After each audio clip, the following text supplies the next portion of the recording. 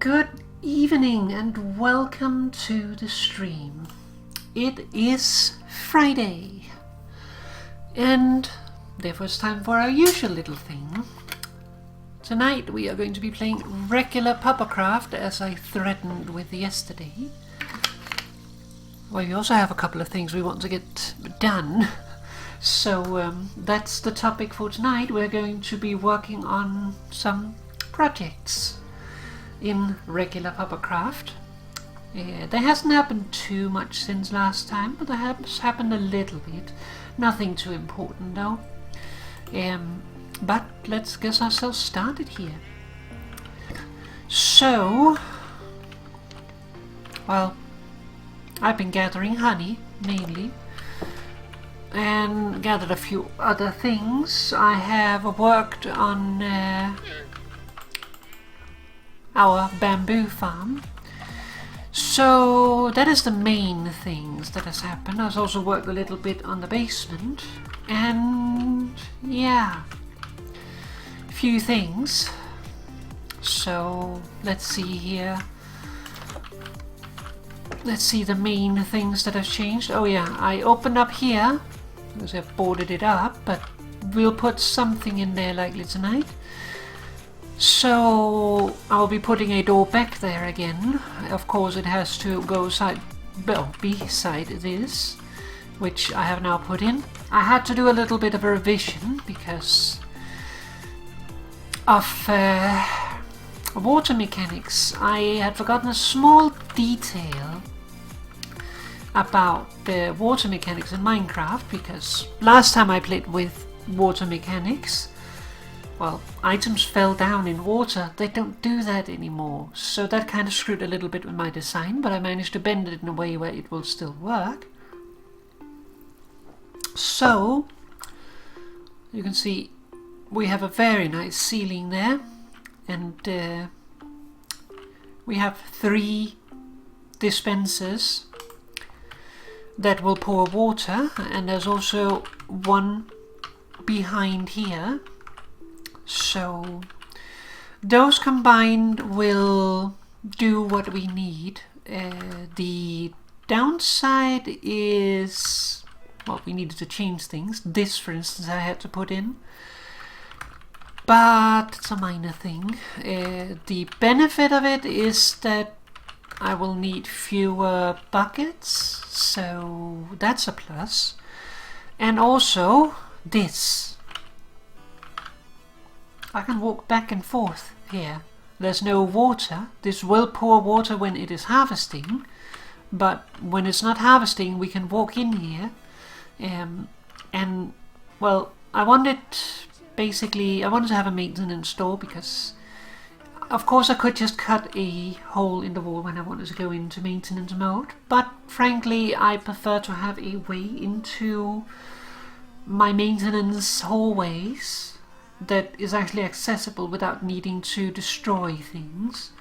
So I was thinking, well, I can put a door here that would look like ours, or I can put a door up here, but then I need to get up to it. Momo, hi Moo. So the problem I was facing then was, well, how do I get up to it? I could use ladders. Ladders would work, but the problem is ladders has a collision mask, so that would not work. Like here, for instance, I can stand on top of the ladder and I will just hover in the air. But that does not work, because that will make bamboo land on top of it and lose us drops. So we need something that we can climb that does not have a collision mask. Vines. Vines have no collision mask, and you can climb them. The problem with vines is that they spread. But I have done this. You will notice, you might have seen it when we were in here. There's also vines here. And that is because these vines here are actually very important in that they prevent the vines out here from spreading. So in order for a vine to spread, I think it is a 9 by 9. Let me just double check so I'm not blabbing. Minecraft vine.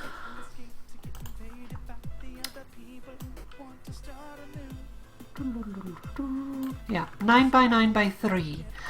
So that means 4 out from the block, and I think it's actually from the block that it is trying to grow to. It's either the block that it's growing to, or it is not counting itself. I'm a little unclear on that. But let's say, for instance, this one here is there, but we don't have the ones at the same level here.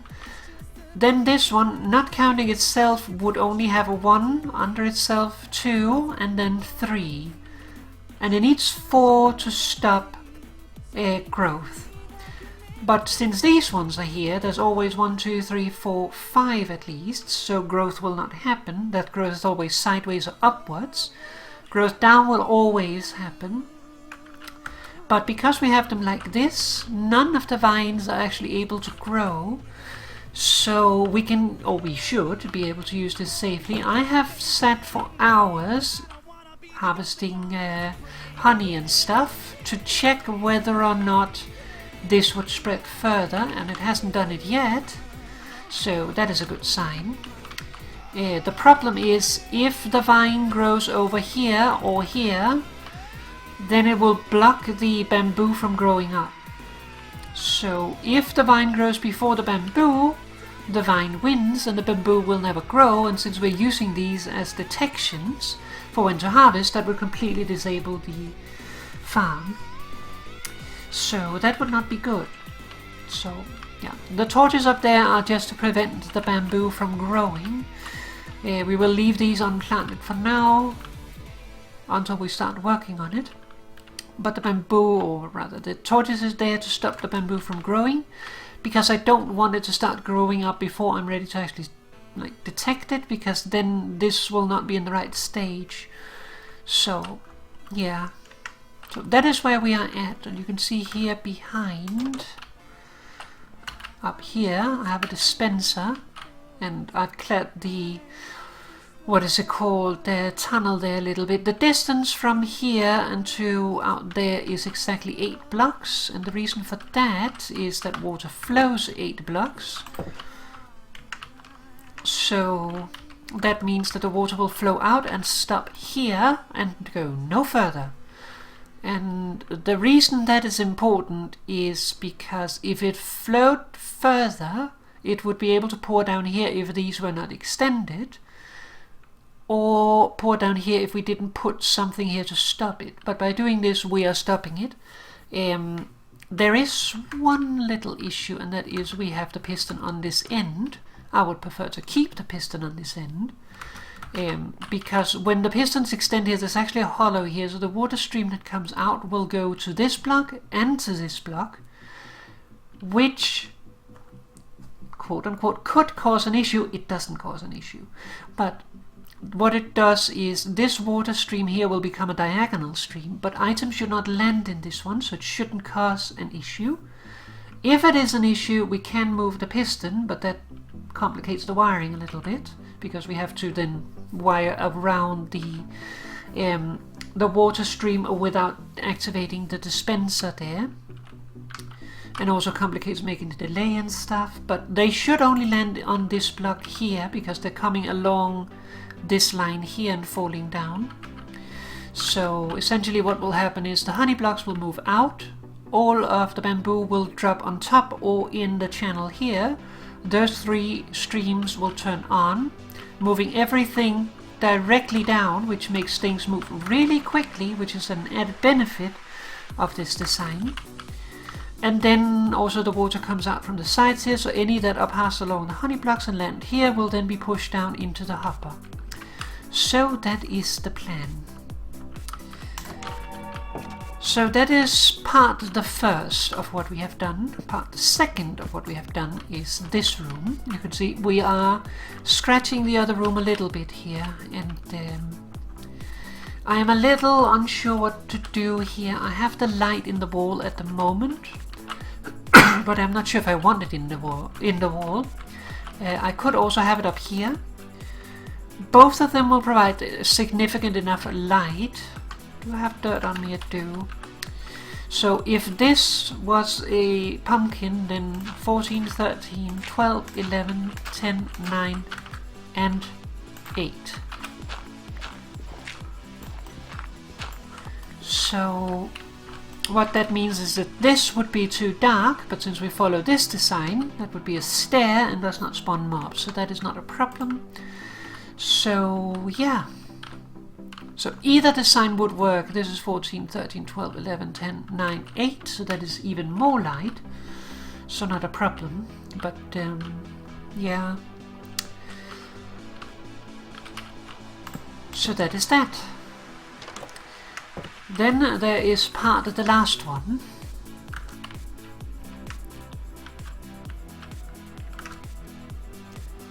And that is down in the mines, because last time we worked on the thingy.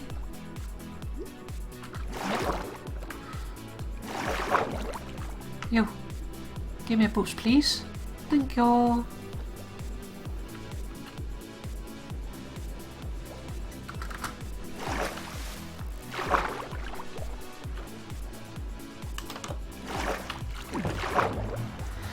And we made the block switcher down here.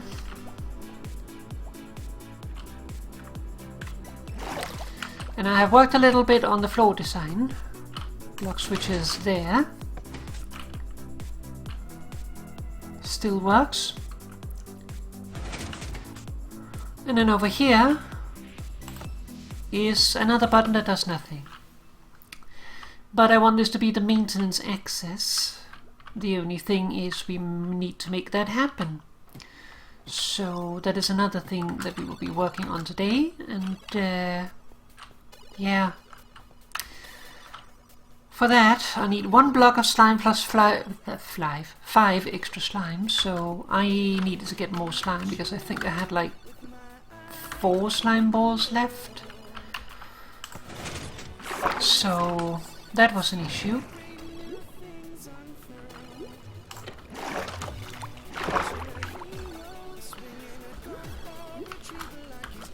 So I needed to get more slime. So I went to a swamp and I allowed daytime to pass so that I could actually get some slime. And then I gathered some, and now we have enough to do what we need to do, so that is nice.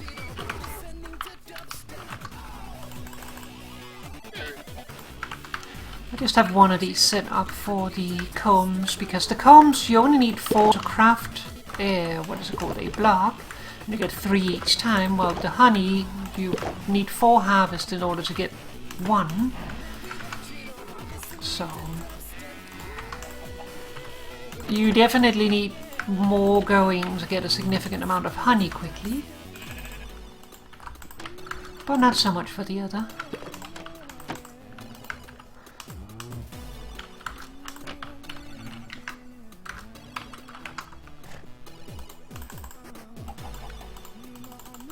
Alright, so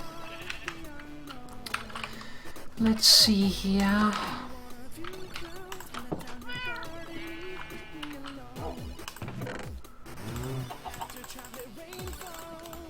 We need 9 slime balls total. Then we are going to need some other stuff as well. We're going to need redstone.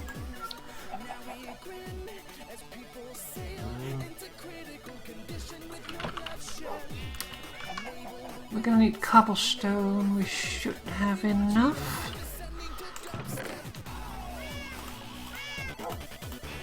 Let's deposit this stuff here for now. And grab some work wood. Dum dum dum dum dum. We need some iron. Oh, we also need some regular stone, actually. Now the repeaters and stuff requires regular stone. More slime.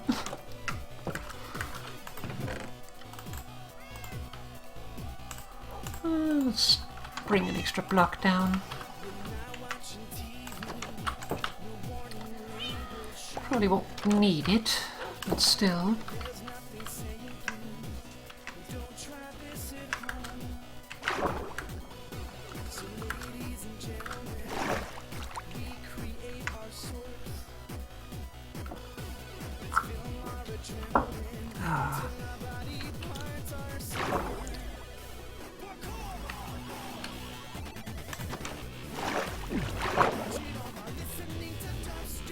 I've also found that, like, with this setup, like, I find myself going up and down just because it's fun. So that's definitely a plus. Alright, so first problem is this. In order to make this work, we are going to need a block placer which can push a block into this space.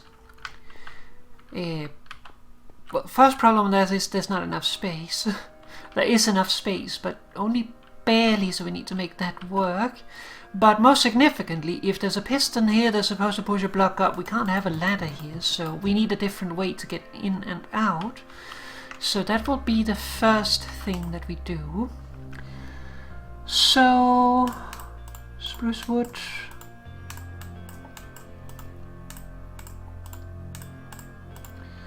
Piston, sticky piston, slime block. Okay, did that change? Do we need 9 now?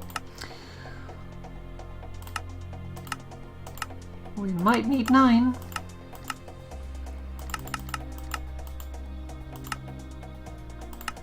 Yeah, we need 9 now. Oof. I was sure we needed only 4 before, but apparently that means that we need a little more.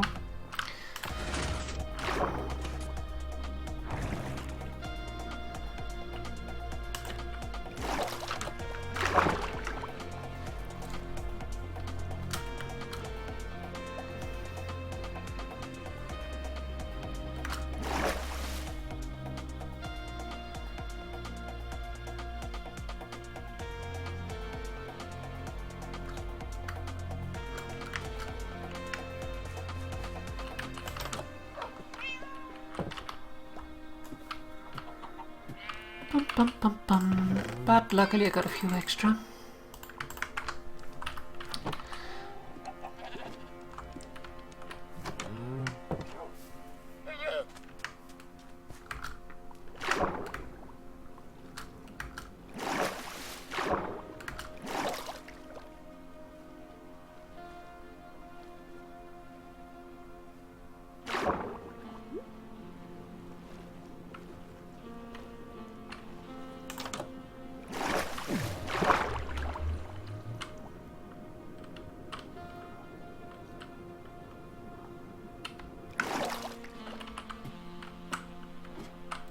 Let me off. Like, the problem is I need to have these tunnels here underneath if I want to have the lighting like this. I like this lighting though, but yeah, I need to work a little bit around the bedrock, but I guess that'll be part of the fun.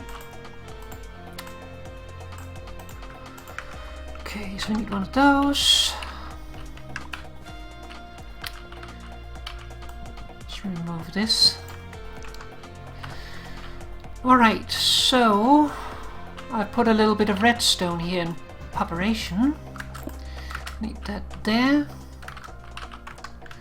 And then we need the slime block on top. Remove this. And then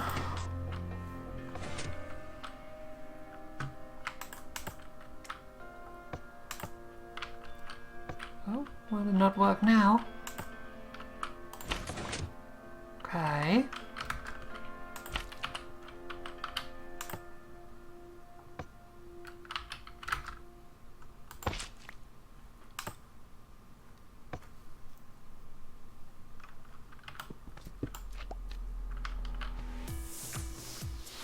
Wait, what?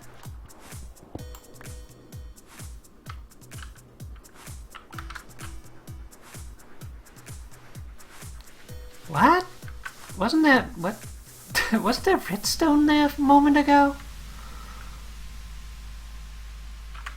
How did andesite show up?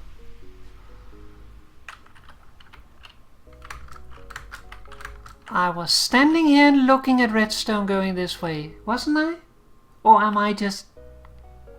What? How did that happen?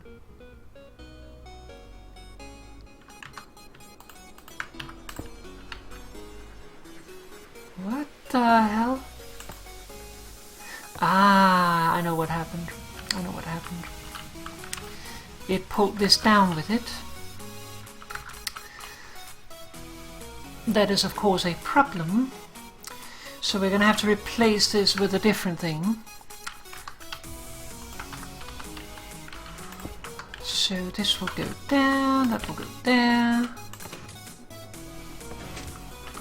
What? Thank you.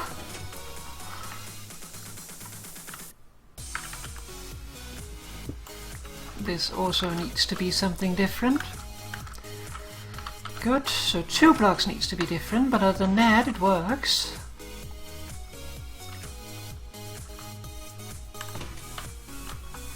I guess we'll just use pumpkins for that, not pumpkins, melons or something.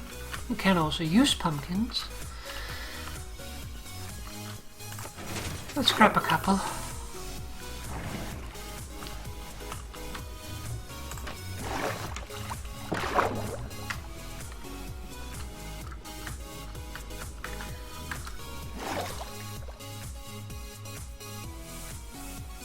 It's like I'm sure that I saw a line there.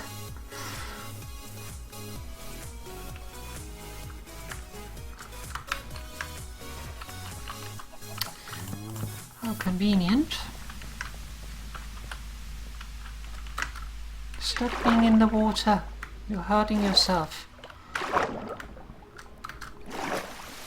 God damn it.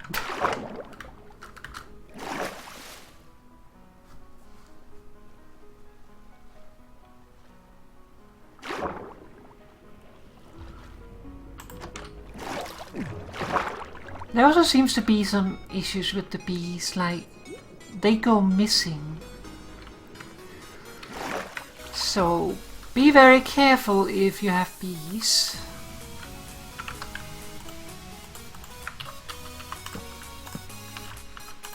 There we go. And now it won't cause issues anymore.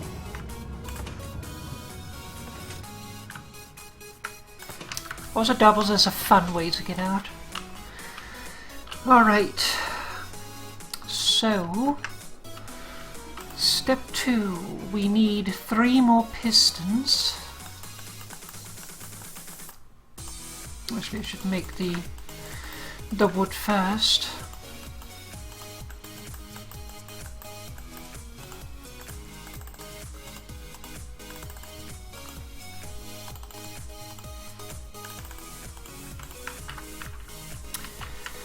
What we need is a setup like this. Let's use the andesite as a demo block. So that is what we need to build, and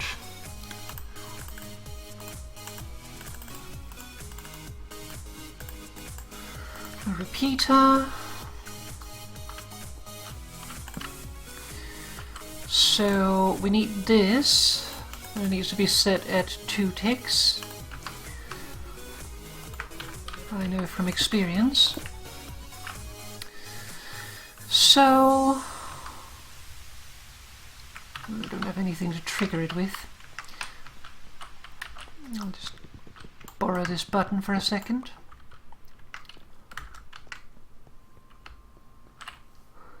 So power needs to go from here to there. Oh. Oopsie.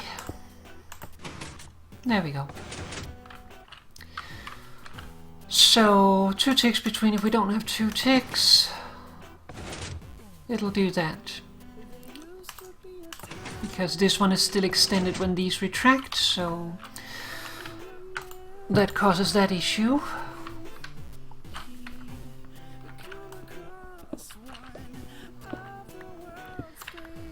So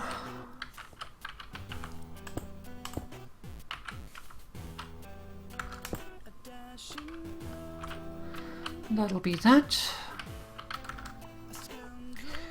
And then the problem is we need to supply it with power somehow.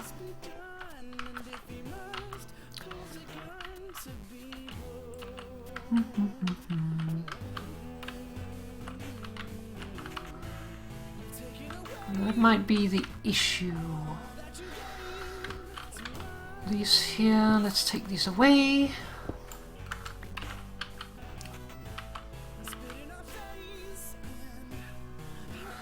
We're taking power from here.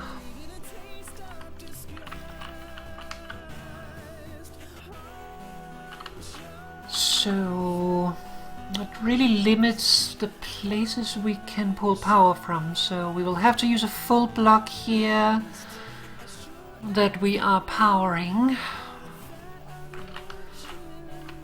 And then the problem then becomes to get the power to the other pistons, because since we don't have a 2 block high space here, we can't have the redstone on top, so we need to probably do something on the back there.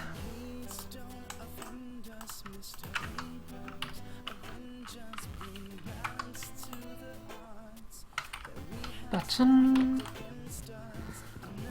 I haven't planned all this out. I have the idea, and then we are going with that. So that there will not be powered by the button, so that is good. Then we need these to be powered at the same time.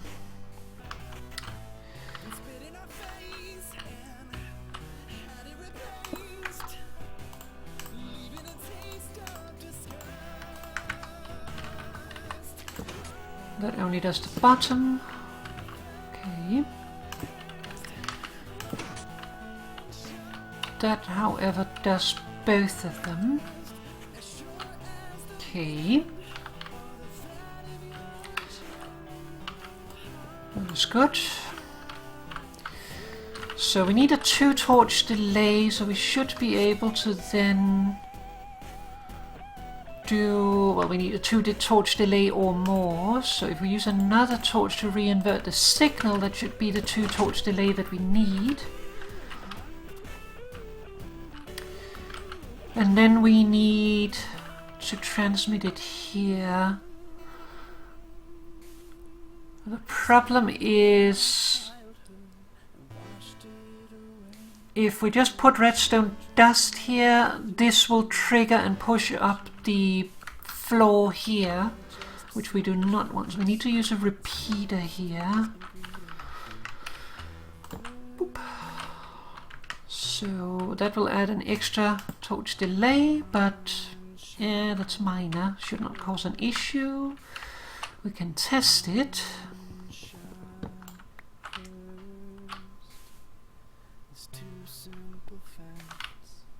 Okay, it's just a sound from that.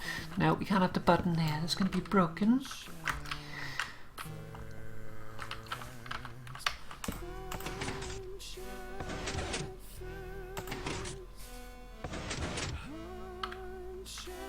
Okay, that seemed a little weird.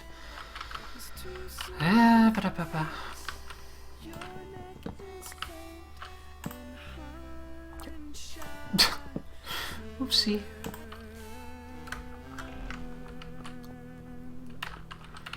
Okay, so let's go in here so we can see what's going on. Okay, that is a problem.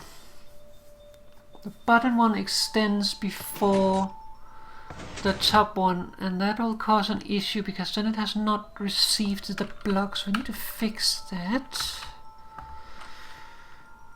That is because this block here receives the power from that repeater.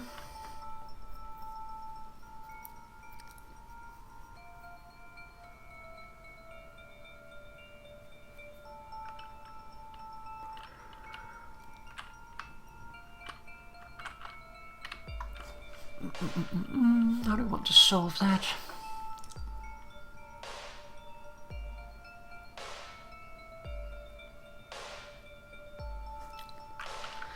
Let's see what we have to work with.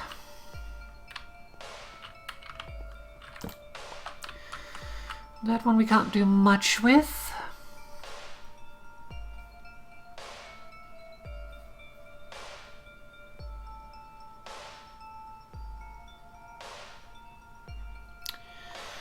Actually, we might be able to...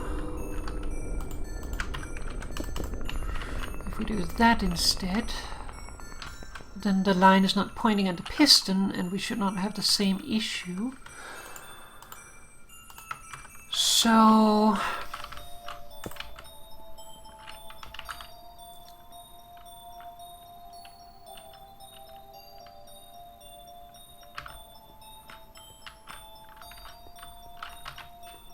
How do you want to get it around then?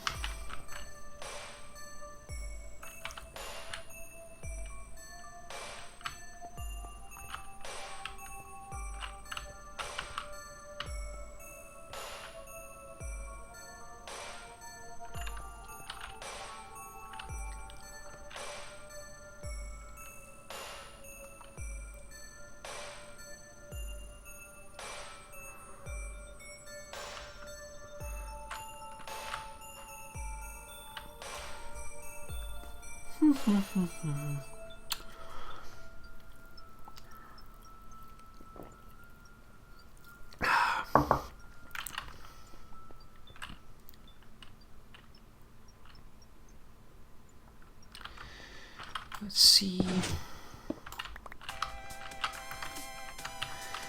Let's instead do it this way.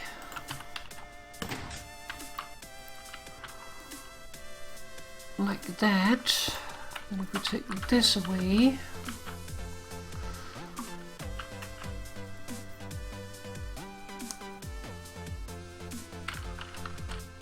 no, that won't work.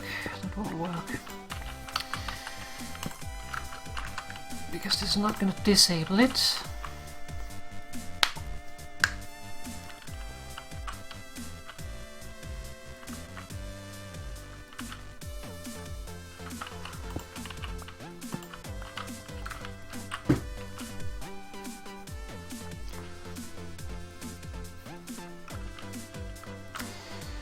But we can do it different instead. So if we take this away... that is in the way.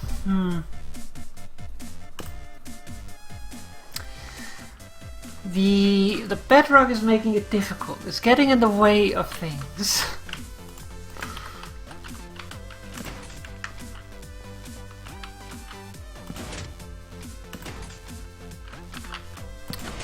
Just listening to delay. So this will work. The only problem is that the signal is then inverted and we don't want it to be inverted.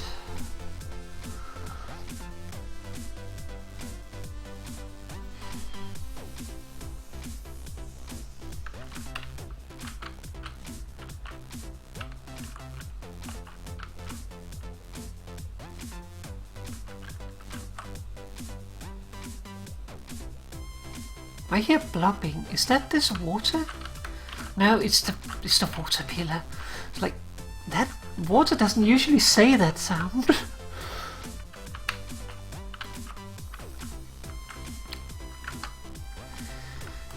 Alright, so if we do that,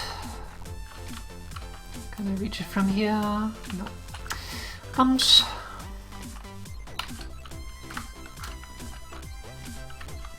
Oi.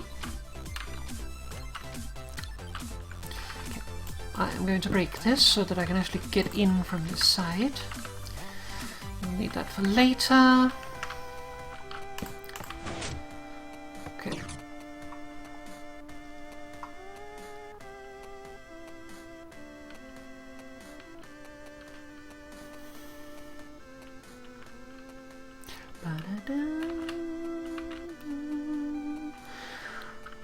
All right.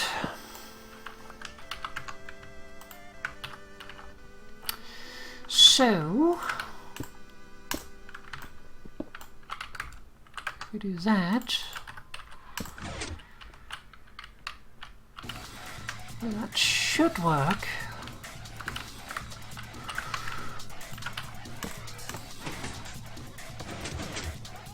Yep.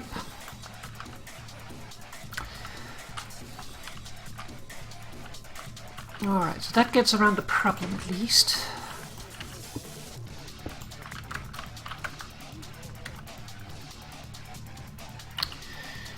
So, will that cause an issue with that? It shouldn't, because it is not being strongly powered.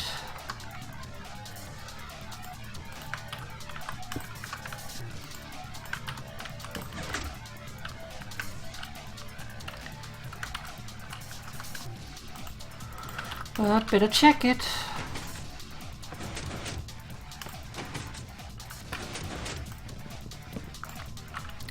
And what about this? Good. So that still works the same. So now the only problem is we need a T flip-flop in order for this to work. First of all, this pool here has got to go away.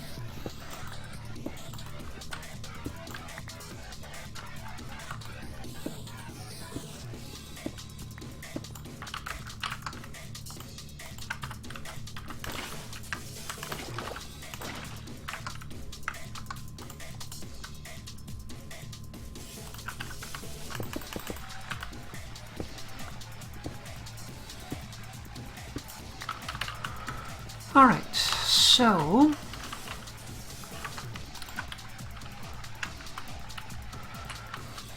we are going to pull power from here, which means we need a block here to receive it.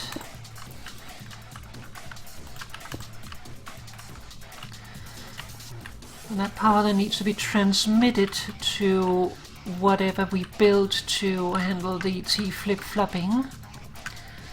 Basically what we want is we press the button, it opens, and then when we get out again we press it again and then it closes.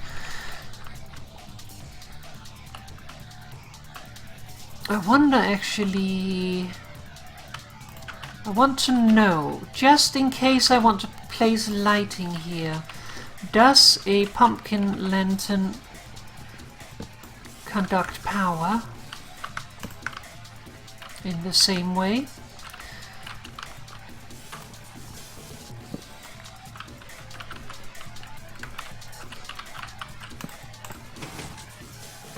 It does indeed. That is good to know.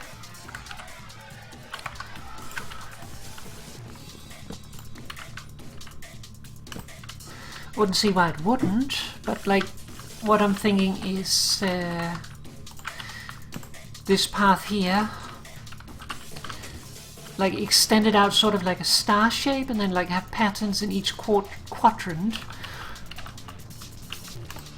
So that'll power that down there. So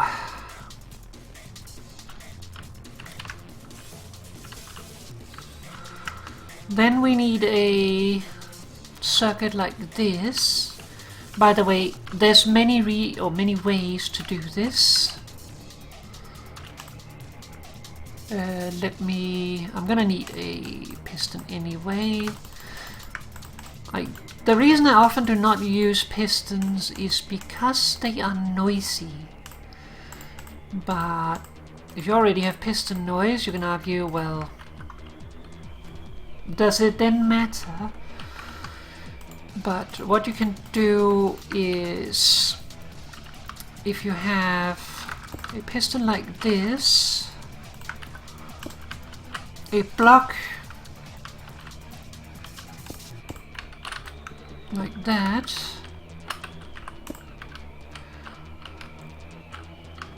so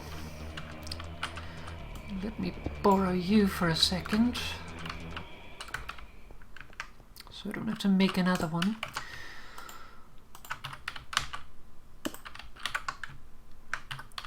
This doesn't need to be sideways, it's just easier to handle because then you can power it from the bottom. And then we need a repeater.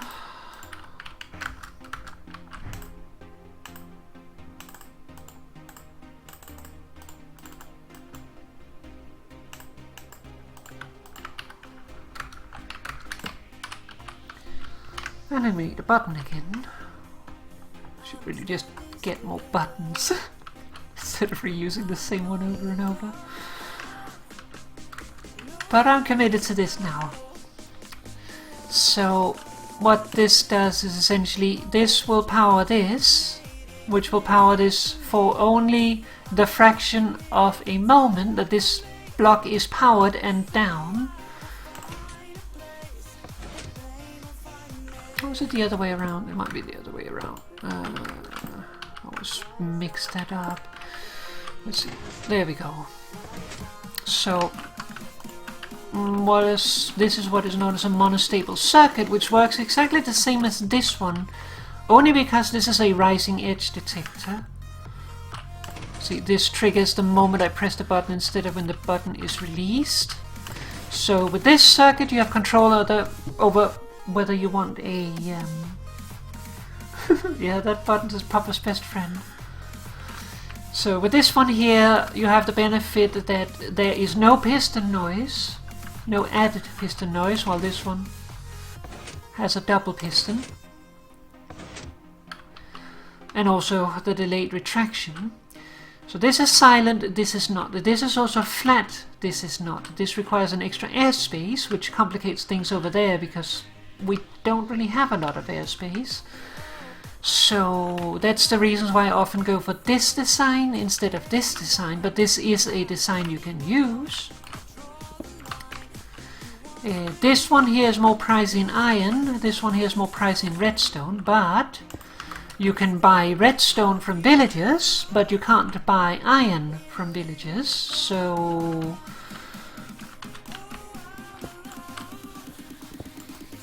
that makes me lean towards one of the decisions, or one of the choices rather.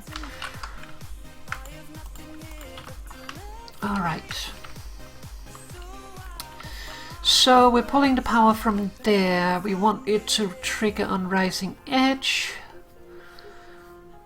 So what we could do is we could pull it out here. Should that cause any issues? I don't think it should.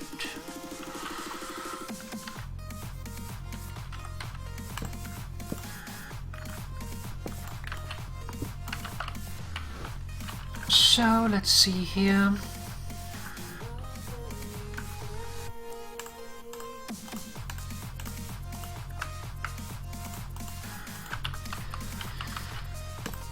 That should not cause an issue. If I put dust there, that should not cause an issue.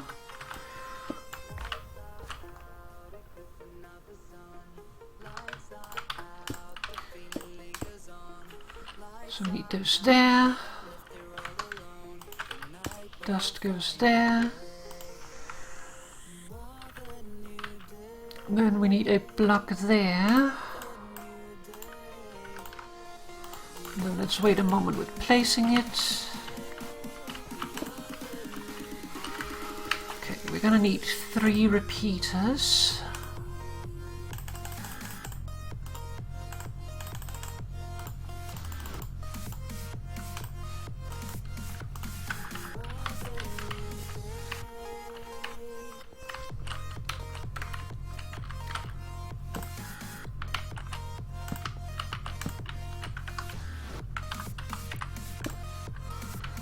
Go.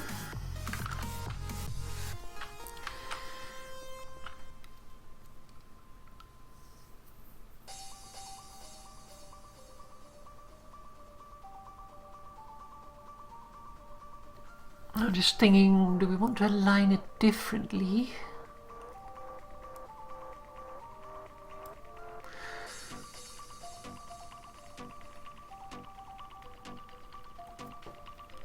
Because this will output the power here, but we kind of want to access the block from here.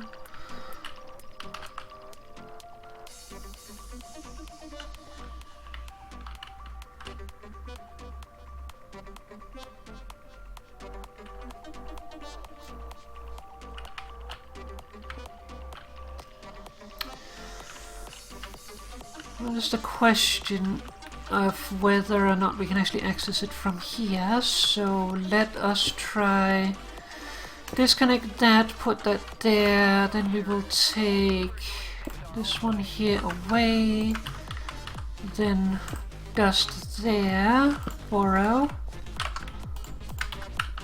We'll put this here instead. So, button.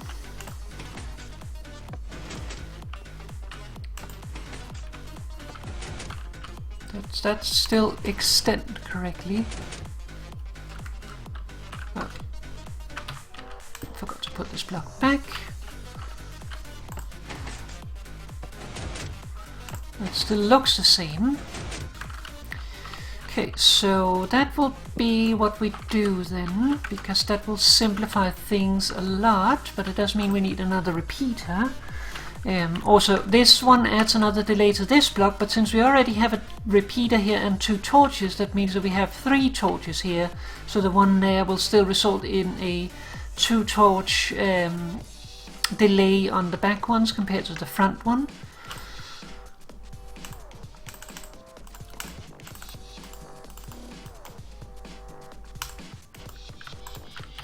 One of the reasons why I'm also doing this tonight is because, like, there's a lot of people who struggle with redstone.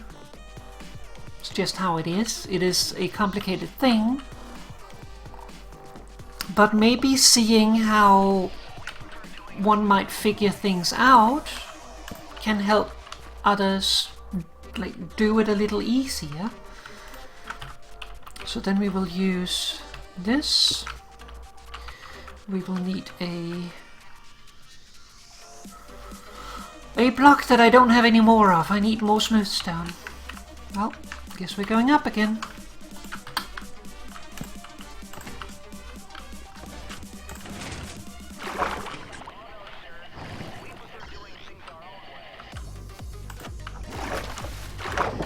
More does what? Oh, that's why I can't sprint. Munchy.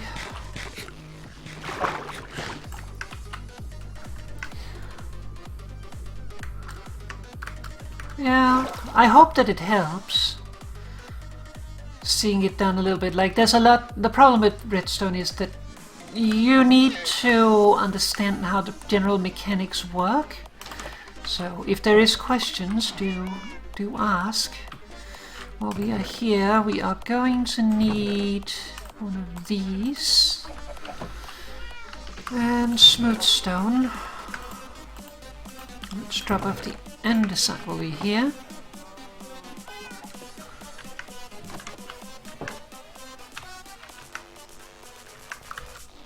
So that's why I didn't want to, like, just plan everything out, because if I do that, I can just rattle it off real quick and then no one will really have learned much from it. All you can then do is copy it, which, I mean, it does the job, but if you ever want to make something of your own, it's not super useful.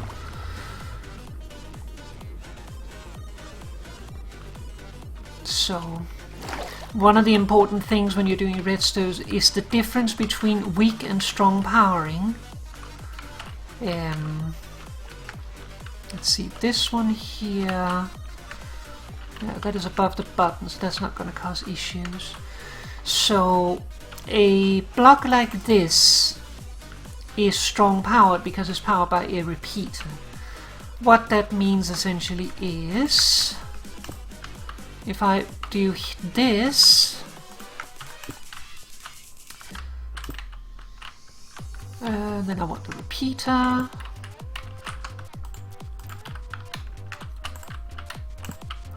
So if I have this configuration, I'm just going to make a lever now. So if I have this, this is strongly powered, which causes it to power every adjacent redstone that is on any side as well as on top. But if we, for instance, put this here, this is now weakly powered, which will not cause redstone to be powered on the other side. However, we can pull a weakly powered block with a repeater to produce a strong signal. So that is one of the little things.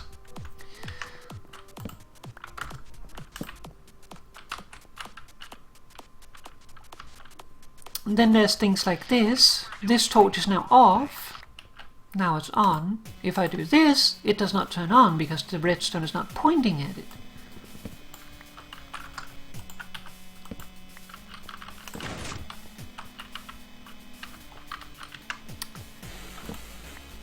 Reset, please. I've got a 1 tick pause, that's why it extended and left stuff behind. Okay. It's just basics really, but it is complicated to like do redstone if you don't understand how it works. Like in this situation here, for instance, I want to power this block. Because this one is already 3 torches delayed, I can put this repeater here, which causes me to be able to push the signal from this side. Since the repeater is pulling the redstone in this direction, it's not going to power the, what is it called? Not the dispenser, the piston, because the redstone does not point at it. If you have the redstone like this, for instance, that would make it powered, because the redstone is pointing at it. Otherwise you need the redstone on the same... Oh, you need this block essentially needs to be next to the piston so that the redstone on top of it would power the block that is next to the piston.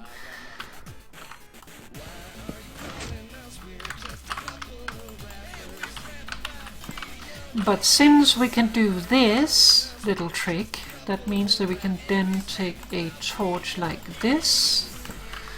And that should basically be what we need for this.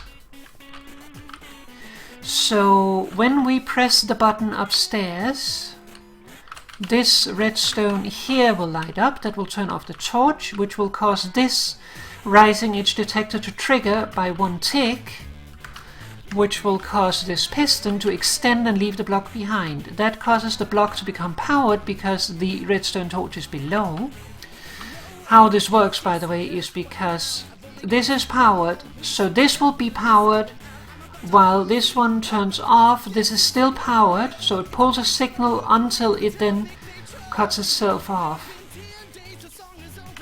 That's a little badly explained. Let's go over here where we can see it a little better, I think. So when this drops, these two on power, which causes this to power because this still has power from this. So this is now allowed to pull power from this because this is turned down. Then it goes up again, which causes this to lock again. So yeah, little complicated, but yeah, the difference between the rising edge and the falling edge detector is just this torch here. If you have just redstone there, it would be a falling edge detector, but most of the time you want a rising edge detector, which requires the inversion. But back to this. Rising edge detector, 1 tick pulse, causes this to extend and leave the block behind, which causes the block to be powered by the torch, which, since the torch strongly powers the block, will power the redstone next to it, which will then send the block to, or the signal to this block with 1 torch delay, and to this block here with 3 torch delay, which will cause these to extend. So now it should be done. So all we need now is to put this here and then go up and test it. Ah. Oh, what happened there?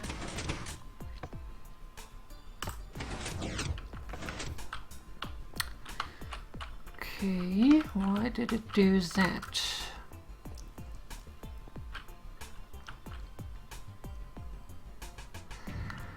Let's see, why did it do that?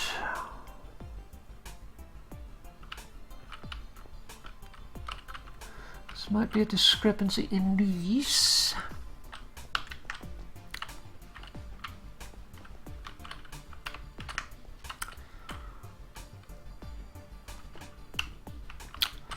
Now we have a problem with getting up. Let's have a...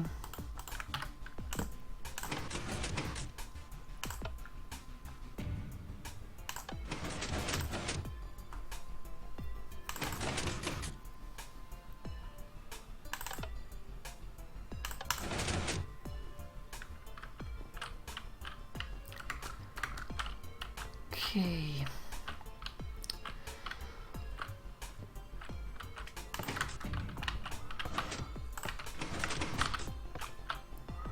Okay, so that works. But then we have a problem the other way.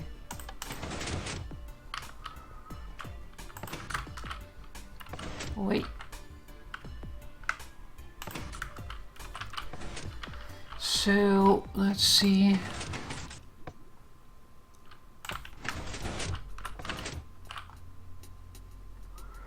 It's because that one there is powered.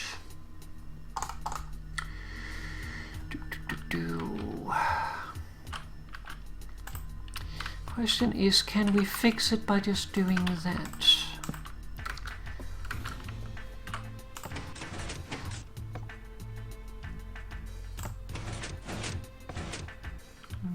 Nope.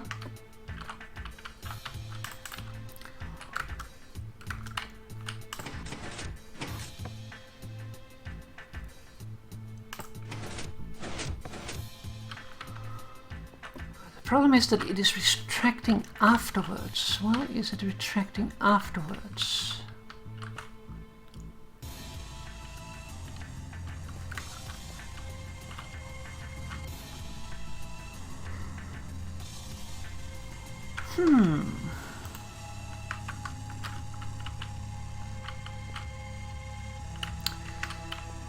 Lend me my lever, please.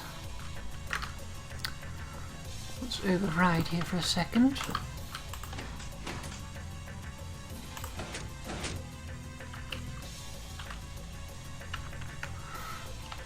Okay, so that works.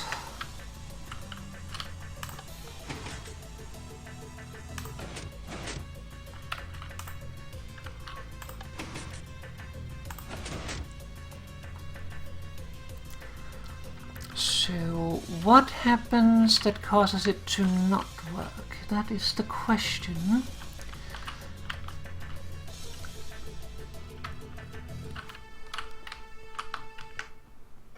Where is this getting?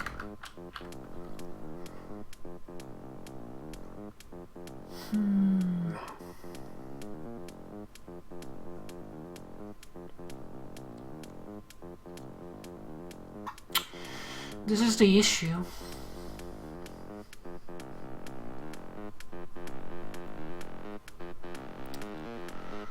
And what the hell can I do about that? The issue is this block here. Because the button is powering this block here, that is causing this piston to be extended for the full duration of the button, which makes the switcher not work.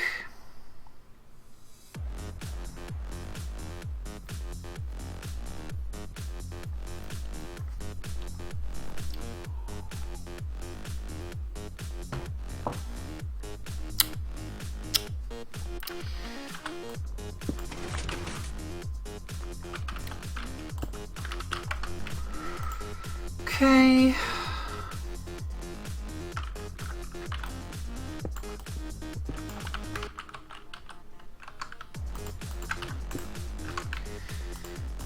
We need redstone there.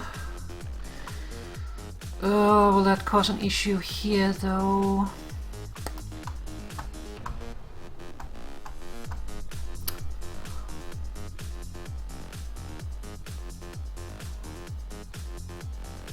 It will cause an issue if we expect both of the systems to be able to work at the same time, but do we expect that? I don't think we do. So this will go there. Basically, if we're switching this while this is... if we're triggering this while this is going, this will fail. So now I need a stone cutter.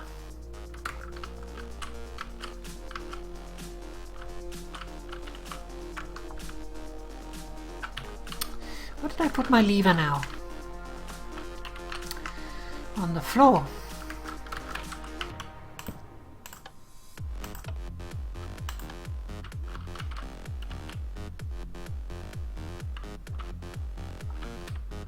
What the... Ah, yeah, of course. Yee. Okay, that causes issues there.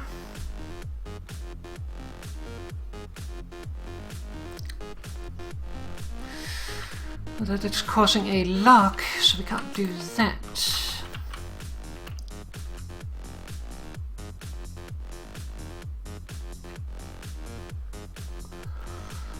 So, borrow.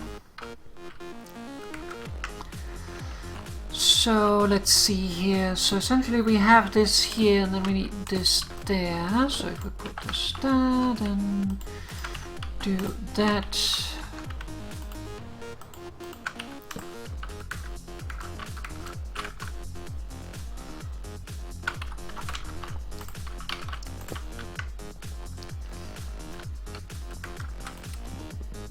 Yoink. Need that.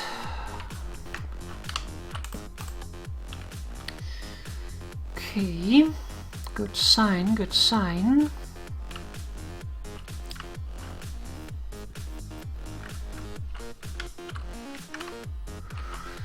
So, yoink. What we need to do here is this one here needs to be one further up. We need to have this here. Will that cause issues? Shouldn't. I'm always worried about butt powering though.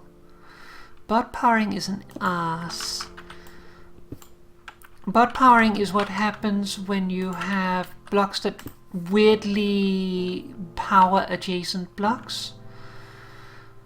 So, like, if this block here is on and we put something next to this piston, that could cause the piston to then update and extend because this was on. That is a butt powering mechanic, a block update detector, which had a big part in earlier Minecraft, but is bloody annoying when you're working with compact wiring because it causes things to not work as you expect. Okay, so now I need, let's see, will this,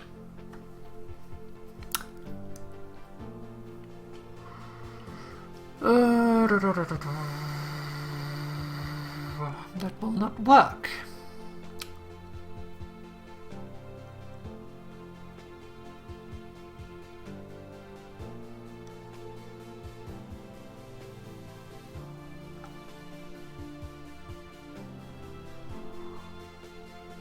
Or will it? Actually, it should work. If I just take these two out, replace those with these.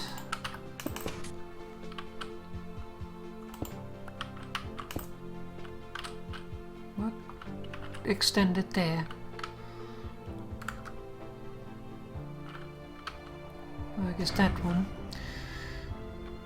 Why is this now on? That should be off.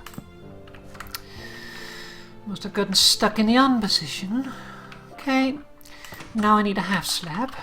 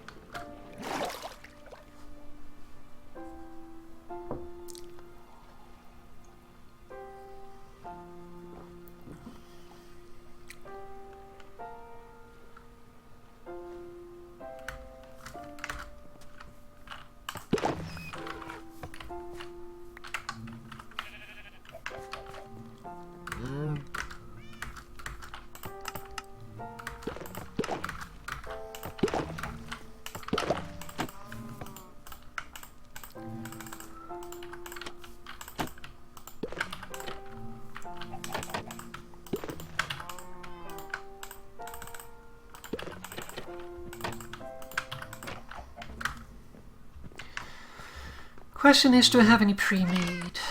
I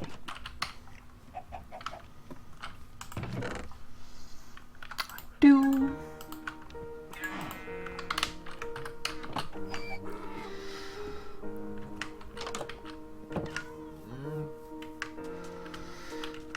Not entirely sure if this will work, but I am hoping.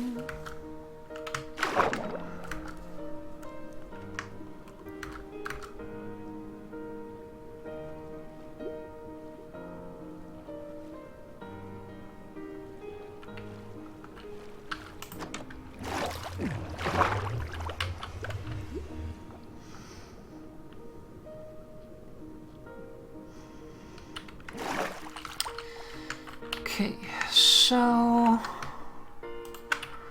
half slab there. That will cause an issue for the line on the opposite side, I suspect. It also might not, because actually we should probably test that before I wire it. That would be easier. So essentially what we have is, should have left that block there actually. So what we have is that redstone on top, and then we need a block above just to get it as precise as possible. Yep. Even though it looks like the redstone is connected, half slabs only work in up, and we are going down. Otherwise, we would have to cut the line. If we were going up here, it would transmit up, but since it's going down, it's working. If it was going down, what you can do is you can take a full block and place it like that, and it would cut the line. But we don't need to do that in this situation, so that is nice. I need the half slab.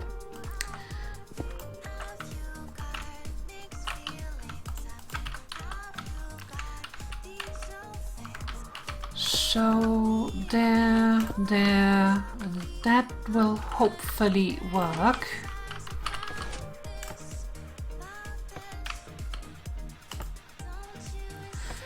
We do need to cut it because this one here is actually powering this one. So this is working in up, but this is like, I was worried that this signal would transmit down there and make it not shift, but we're actually having the opposite situation where it is causing the other one to not switch. So we need to put a block there. Okay.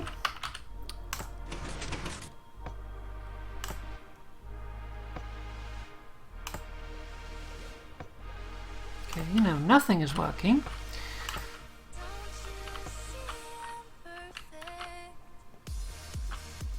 Why is that not working now?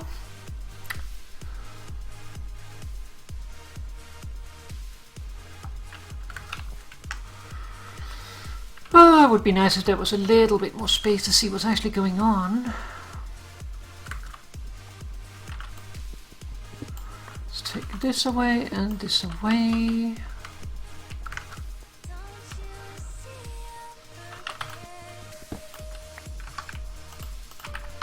Bum, bum, bum, bum. So when this triggers, okay, this one here we don't need. Of course, that's because that one is being strongly powered. Okay, we can work around that, we can work around that. What we need is that away. This needs to go away. Then we need the andesite back. We need a block on top. No, that we can't do that. We can't do that. This is annoying. So the problem is this block here is being strongly powered, which is powering this one.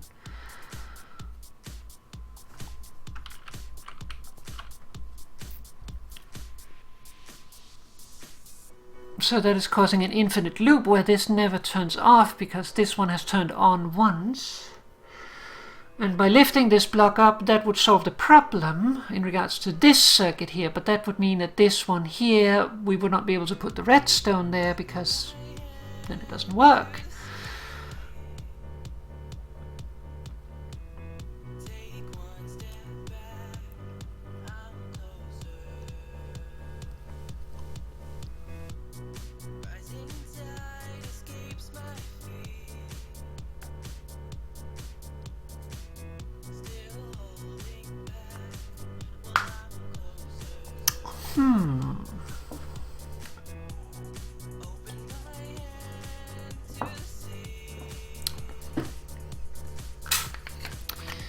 How do we want to solve that issue?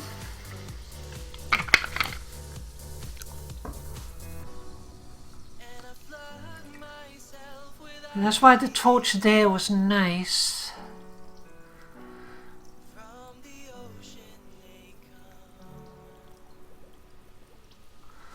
But we need to have a half slab there because otherwise it will be strongly powered.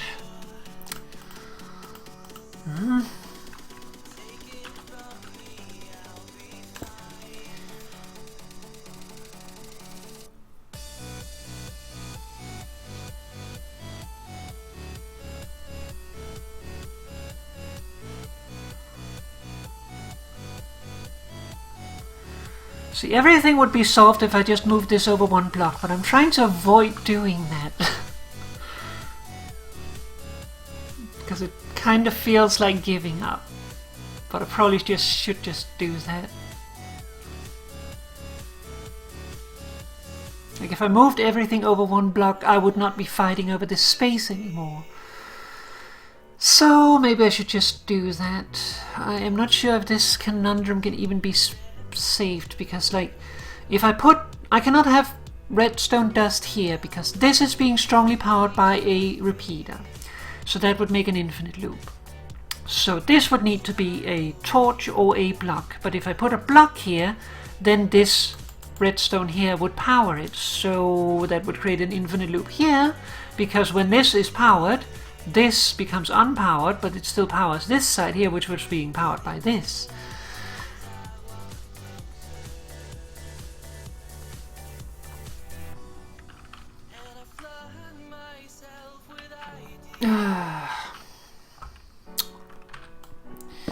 Screw it.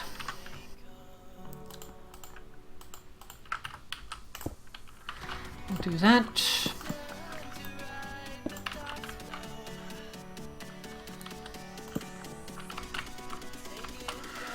Okay, I would like that back before it despawns, please. That needs to go there. This one actually don't need to be brick.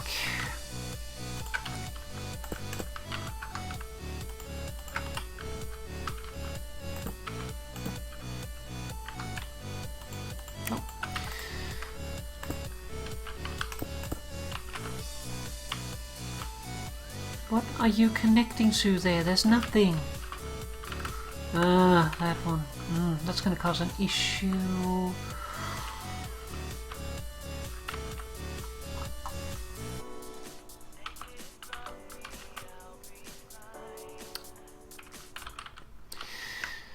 Give me a second to retrieve the repeater, then I will think about that for a second. So, because of that, I was kind of like the redstone torch to be over here instead.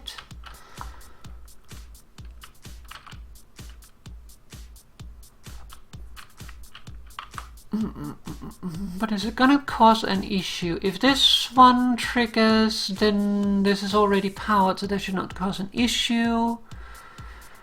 And if we trigger this one, then this one is already off. So again, as long as we don't use both circuits at the same time, which well, we shouldn't. It should actually just stay there. Like that. Repeater. Can't do that.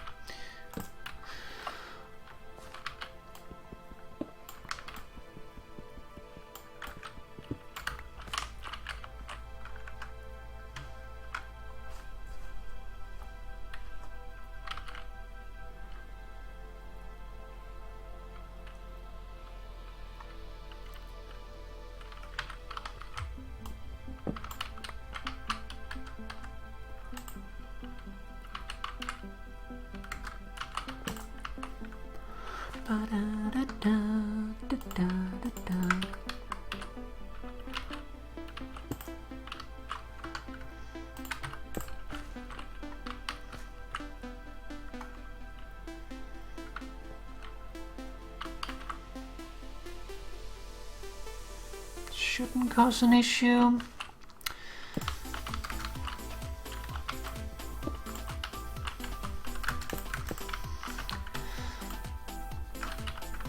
Like, I'm making it a lot more difficult by trying to do things compactly. I really shouldn't do that.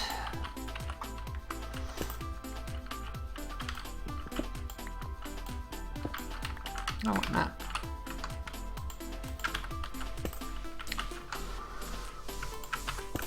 Okay. Put this here, then we should just be able to put the redstone there, and that should do it.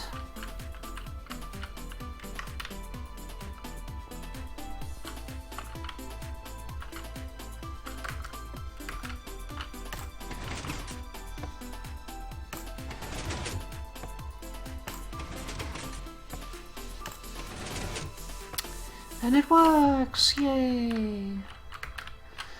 There is this issue here. What we can do to solve that, and we can solve that, is to put that up there. That would cause an issue here, though. Yeah, we can't really avoid the interference. The only way we can avoid it is if we move the torch over here so that the dust is on the opposite side. Then there wouldn't be an issue. But should we do that? That is the question. Oh, just because it's better redstone, we probably should.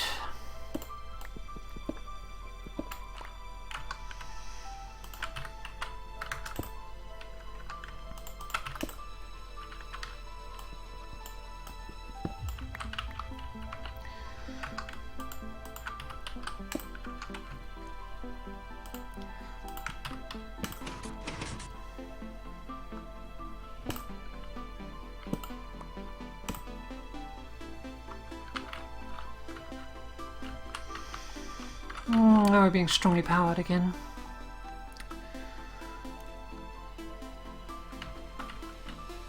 Well, we can't do that.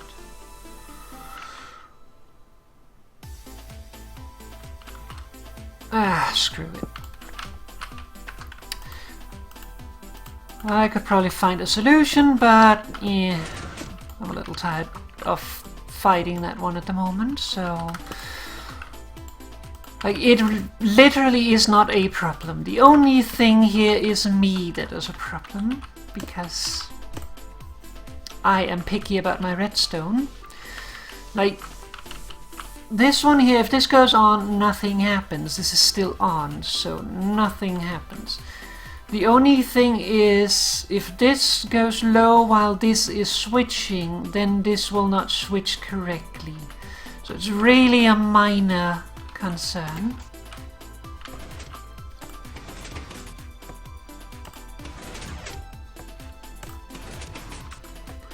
And this still works. Still switches back, and if it's open,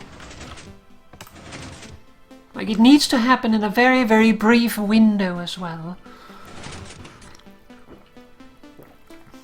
So it is almost impossible that it will happen, but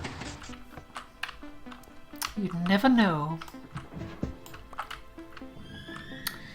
See, now the problem is now close the exit before I went down here.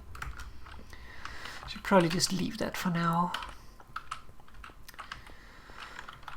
Alright, so that is that problem out of the way.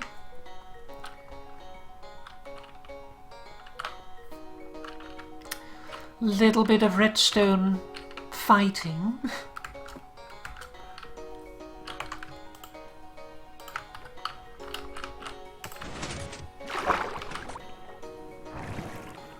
Let's get back to the surface. Oh, we have a drowned out there.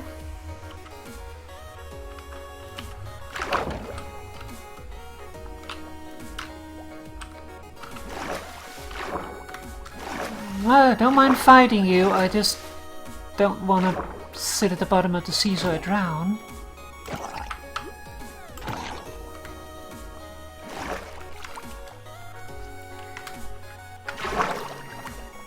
Oh, we got a gold ingot.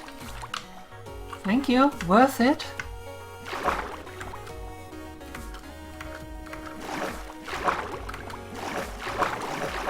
It's actually one of the reasons why I kind of want to make a zombie spawner that converts into drowned. It's a little complicated to do, but it would be nice.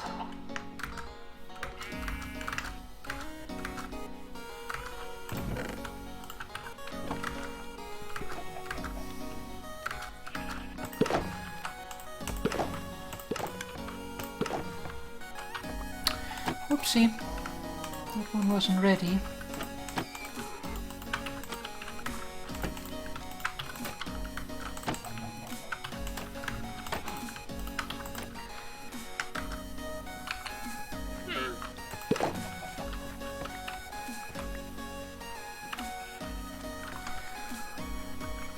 Alright. So, any questions to the redstone? I've just been babbling for a while.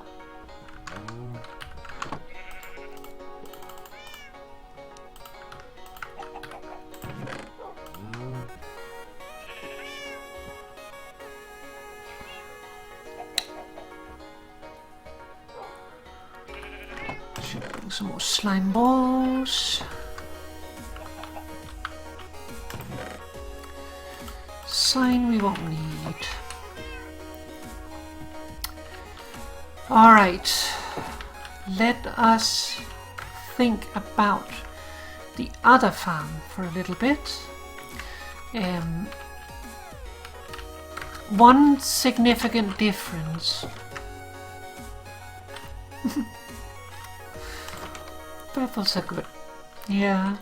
One significant difference that there is here is with the water coming down from the top, the observers would see 4 updates. First, the bamboo grows, then the pistons extend, which causes the bamboo to break. That's 2 updates. Then the water pours, update 3, and finally the water stops pouring, update 4, and then the reset would happen. So we had to ignore 3 pulses out of the 4 before we would acknowledge a new pulse again. And we made a circuit for that over here a long time ago. It was this one, or rather this one here, but this part here was actually this one here. I have changed it since then because since we now have a new one where water doesn't pour from above, the water update is not going to come. We still have the growth and break, so we still need to ignore 1 out of 2 pulses, but we can do that with this setup instead. So instead of needing these, what is it called, 12 torch delays, instead we can do with a 4 torch delay. And the only requirement here is then that, well, there's 2 redstone here. If there was only 1 redstone, we could do it with any item, but because there is 2, we need something that will give us at least a 2 signal to, like, at least a 2 signal on the first item going through. So let's see here. So a dispenser has, or a dropper in this case, has 9 slots. So 1 slot is equal to 1.66 items. So if we want a signal of 2 out of 15,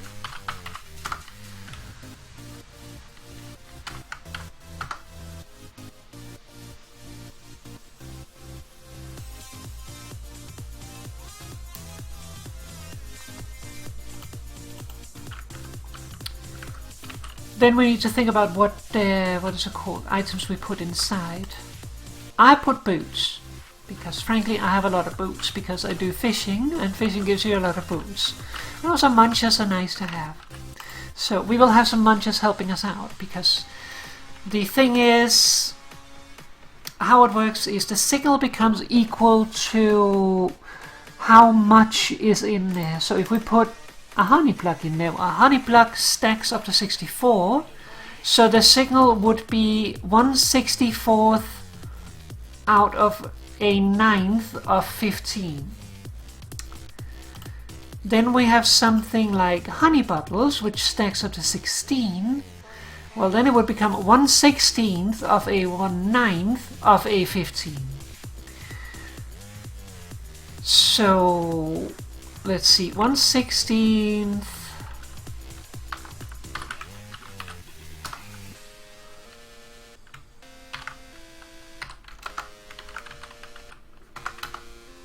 Still not enough. That's like 0.1, which becomes 1.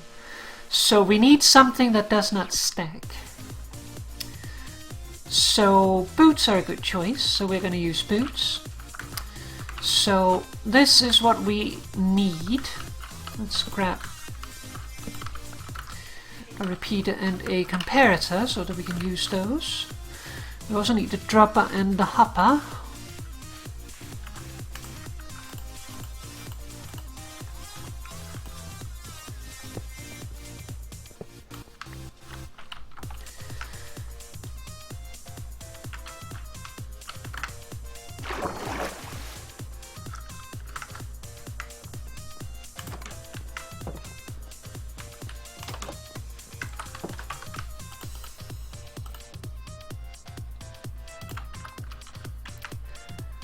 Okay, so we do have 2 observers up there, but I talked about last time how it is counterproductive to look at both of them, because then whichever one comes first causes it to extend, instead like of allowing this to grow all the way to the top before this one triggers, for instance.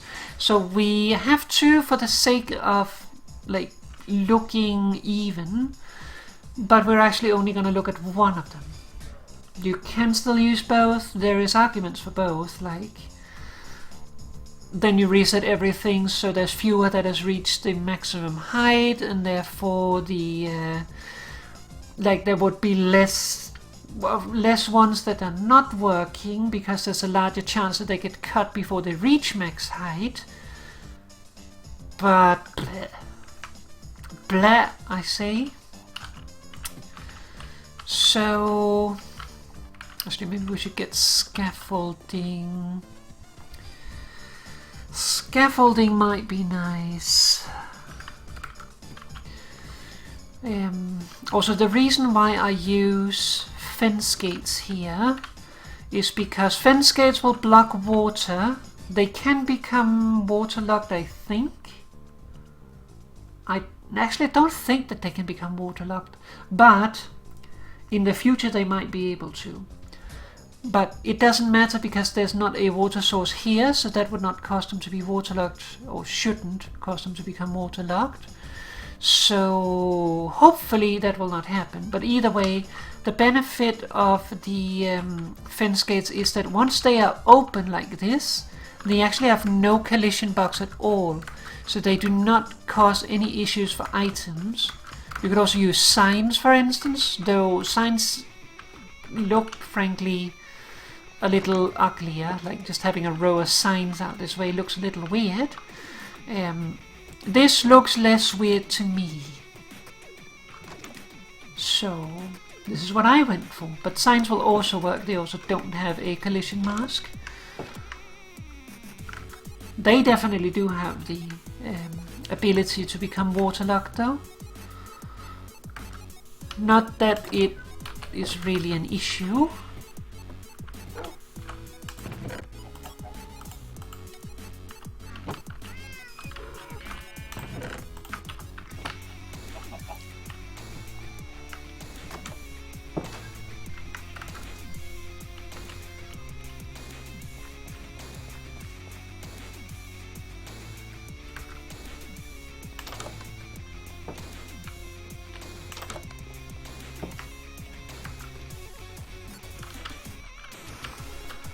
Alright.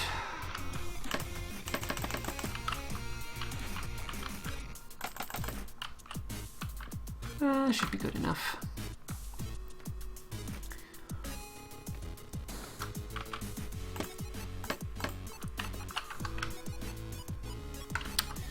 Okay, so this will trigger when it receives the pulse.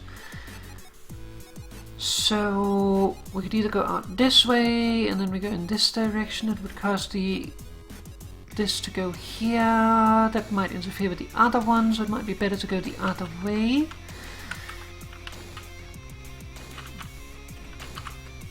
So if we place this here,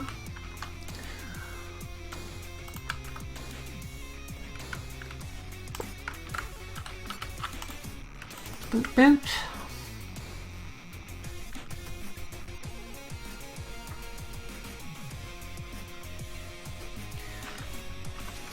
Okay.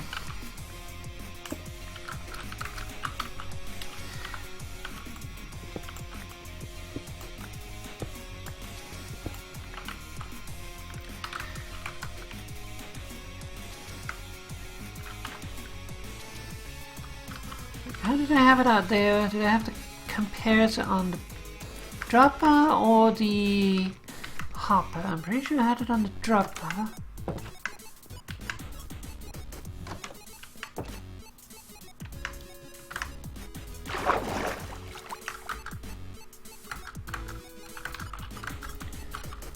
Yeah, on the dropper. And then we have a falling edge detector.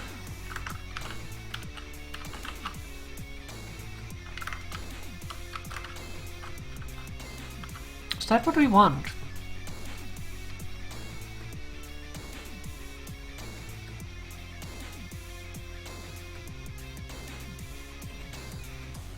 Yeah, it is what we want.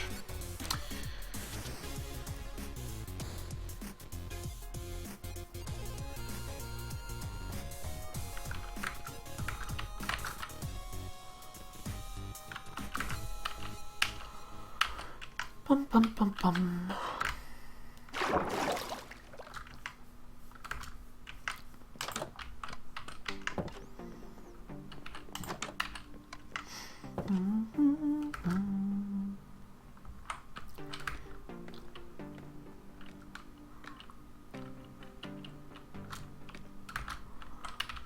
I think when it comes to redstone, there is also a lot of people who are afraid of doing redstone on camera, simply because, well, you can look a little stupid by doing it, but eh.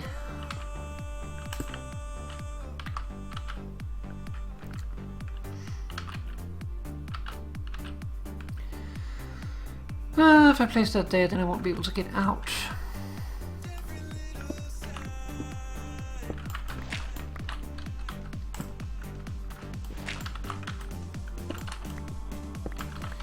So we'll wait a moment with that.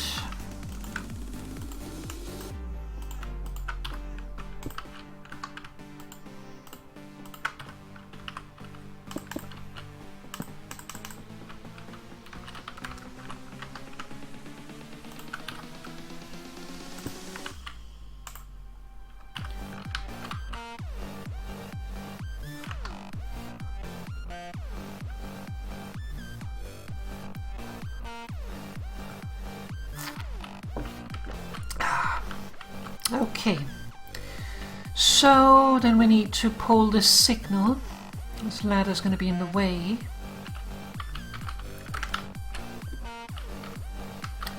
So I think we will take that down. We can always put it up on the other side.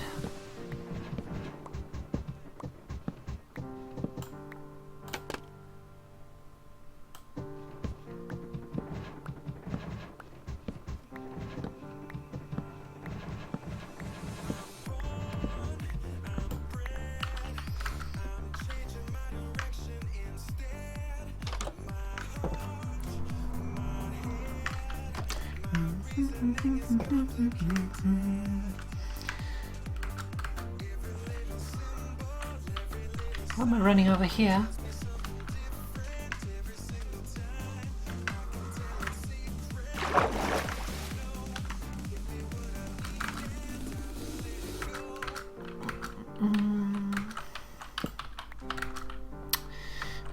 comparator.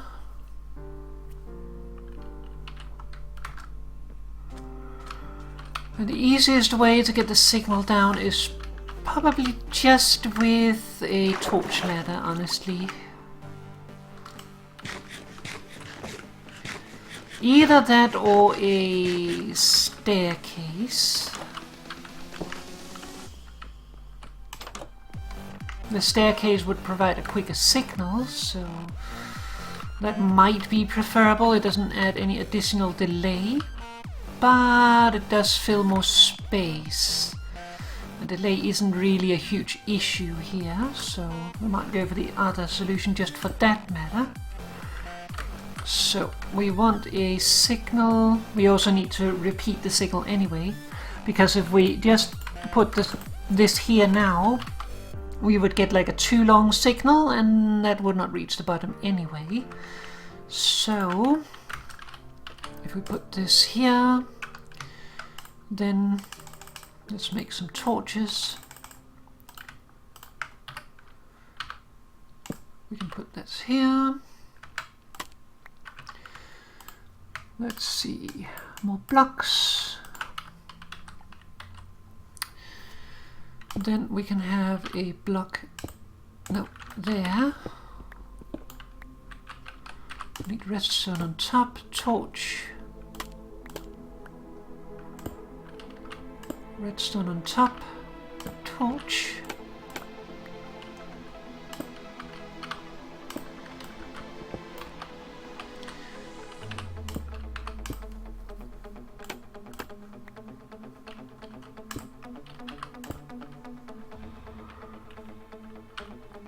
Okay.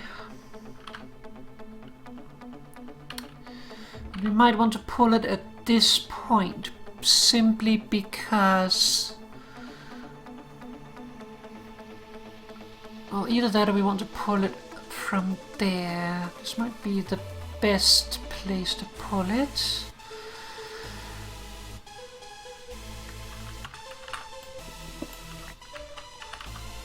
So if we put this here, put a redstone on top.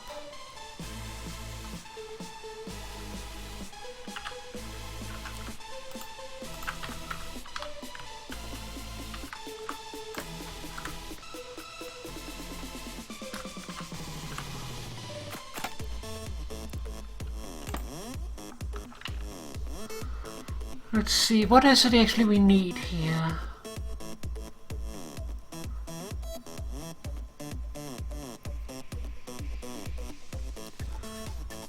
So when they grow, items will go into that.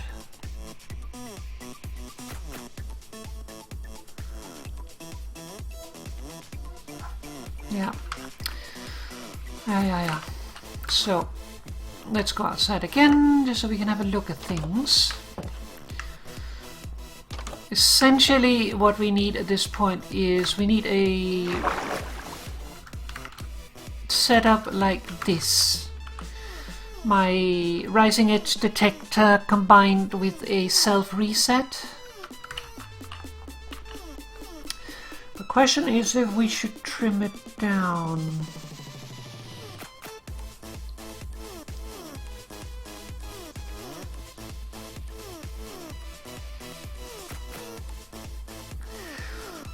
We could make it with a piston instead.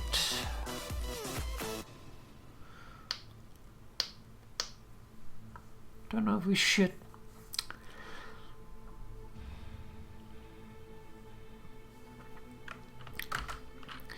Like essentially here we could have the piston that does the one up and stuff. Yeah. That would make it very linear though. This is more circular, which is what I like about it.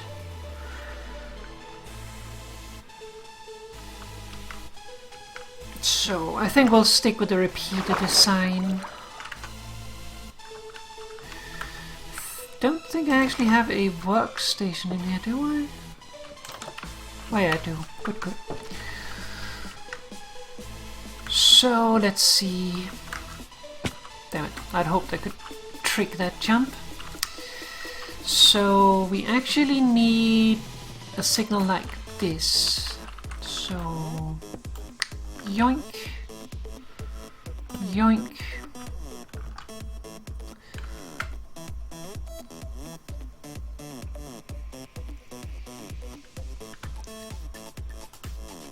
Okay, so we have a signal there.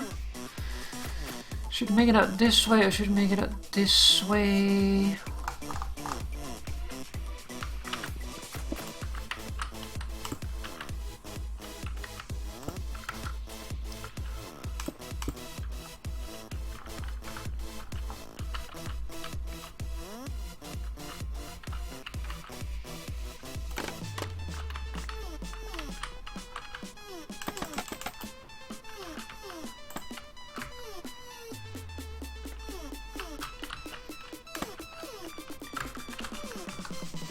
Okay, so we need repeaters there. This here needs to be a block. Block. Then here we have piston. Block.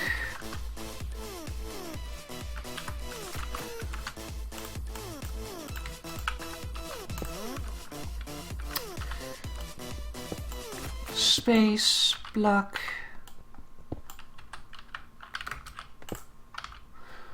and then we have a torch on top of there.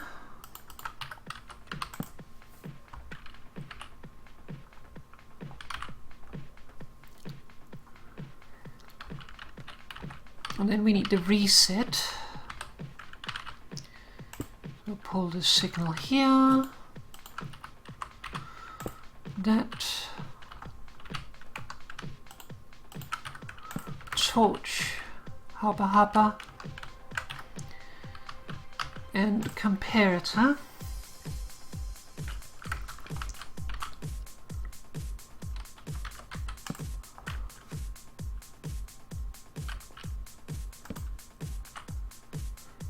Just going to throw some torches in here so that we don't get redstone lag.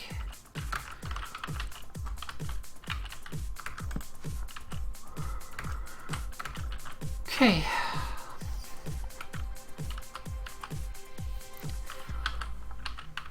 Dropper dropper, that will also determine how long the delay will be. So this is our output signal from this block.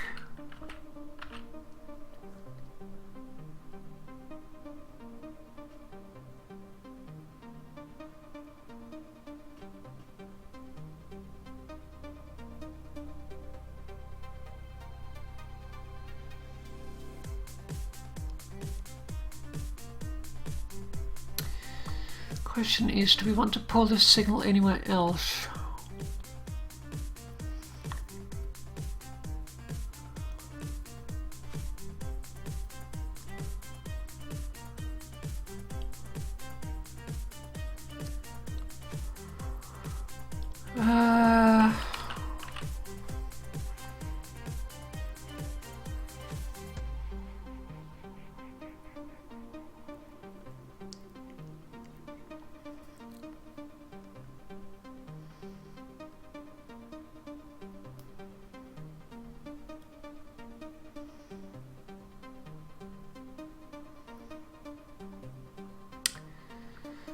I think we might want to move it over by 1. So that instead of having the piston here, we have a block, and then we have the piston here, and then a block here.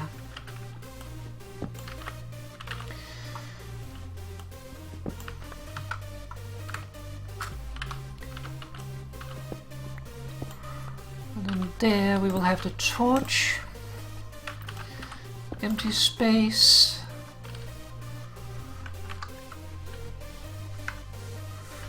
We'll just put a torch there for now. Then we need this here. Redstone torch. Dust.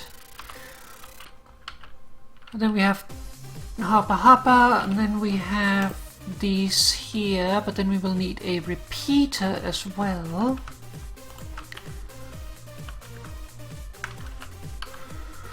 So we need a comparator, 4 repeaters, and a piston. Where did I get that?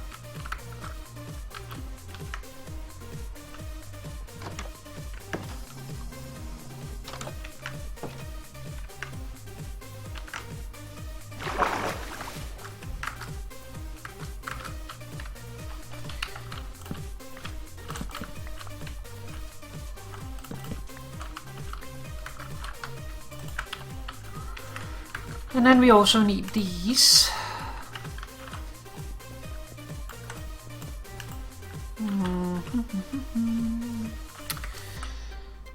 Let's cause issues.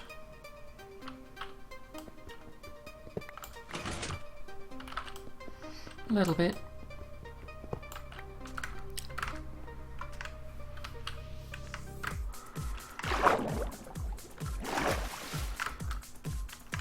Oh, actually, I need that piston as well.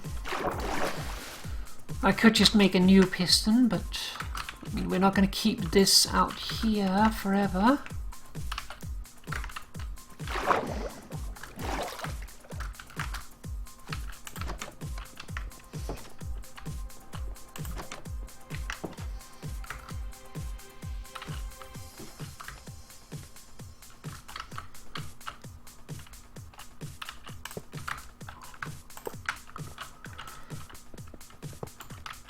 Make the hoppers face into each other. Comparator, repeater,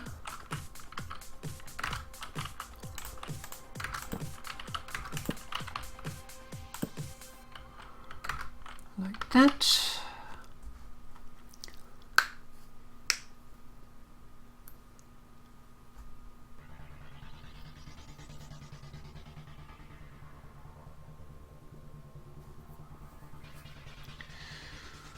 It's not gonna work.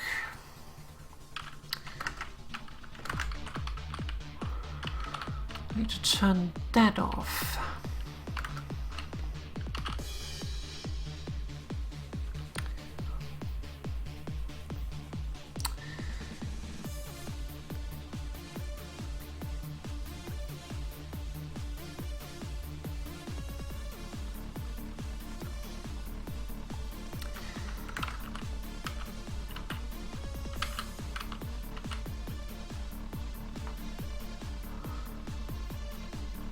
We have a little bit of a different setup because the torch is up there here, not down below. So this will not work.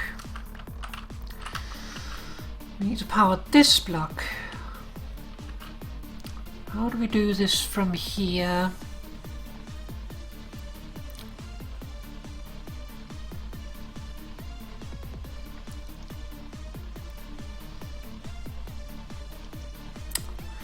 In the space given to us.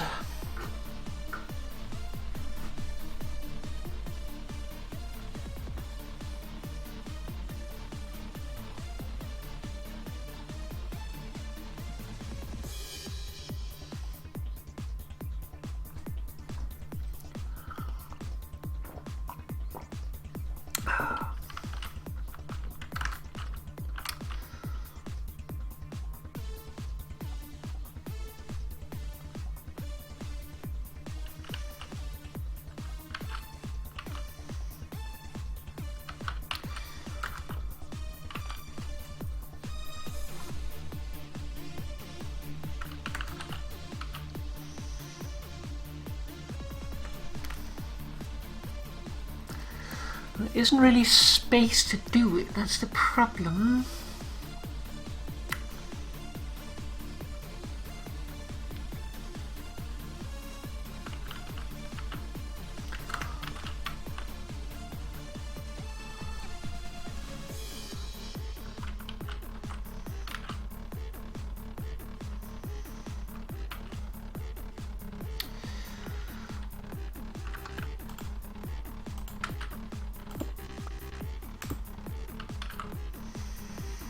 Yeah, it won't work, because now it's not pointing at it.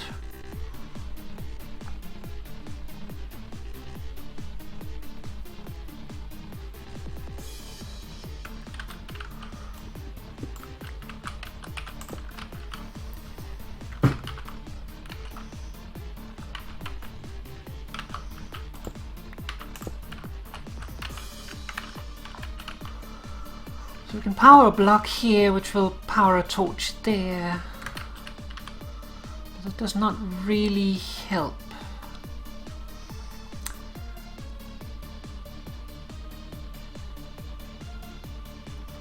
Because that will cause an infinite loop, which we cannot solve.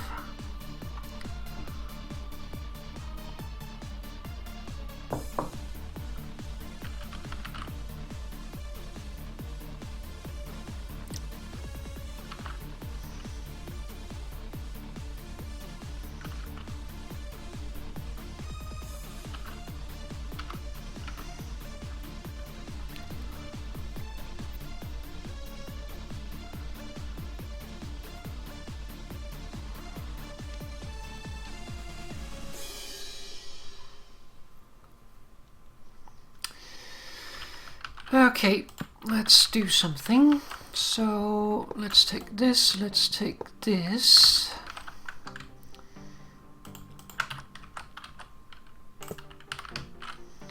Let's put these here instead. Oops.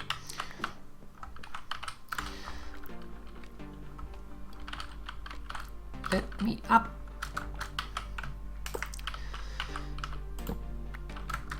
And we put this here.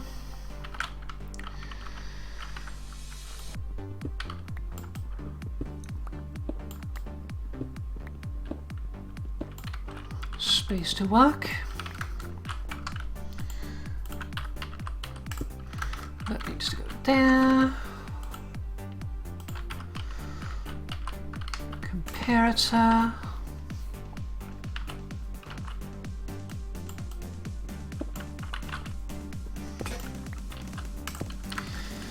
Block.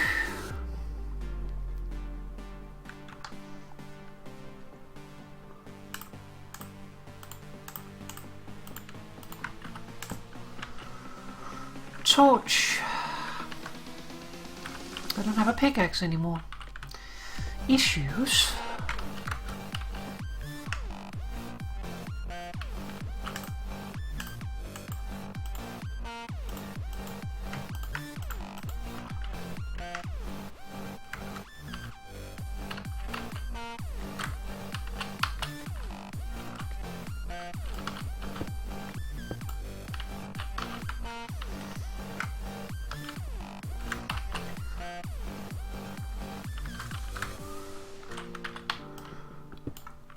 This one there.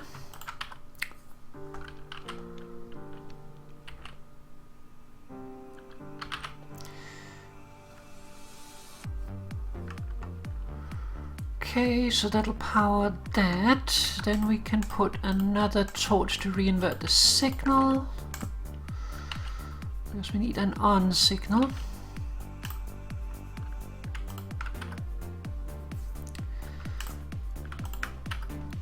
Good. Then we need to transmit the signal over to that block. And we don't want to repower this one, so the easiest way to do that without causing it to repower, and also to avoid anything here, which won't be an issue because this one's going to cut it off anyway, then we should just use some half slabs. We need 1, 2, 3, 4, 5. So let's go make 5 half slabs. Half slabs.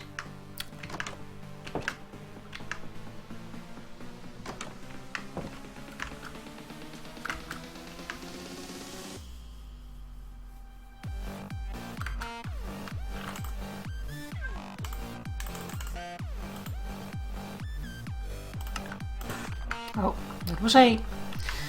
Oops. I forgot you got 2 of them. I'll need them eventually anyway, so it's no harm.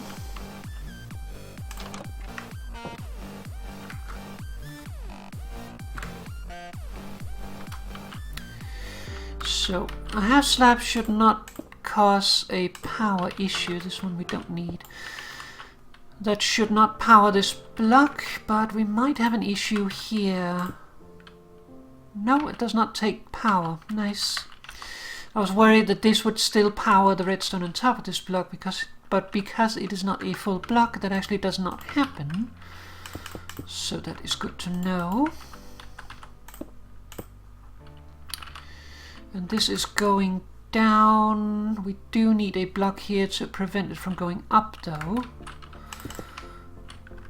So a block.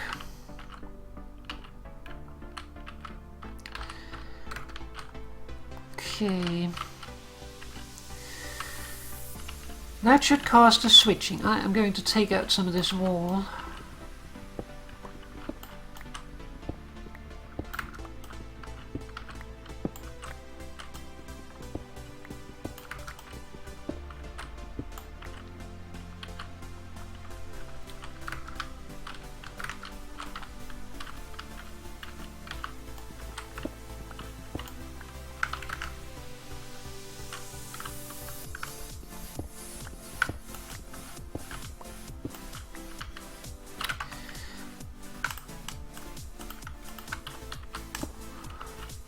Oh, no wait, that doesn't need to be there. Oopsie. Don't know why I got that in my head.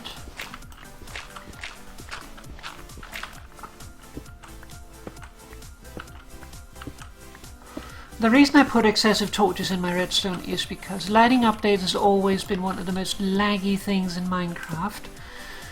And having torches next to the redstone, well, that prevents the lighting update because the torch provides more light than the redstone. The redstone torch is only like light level 8, I think.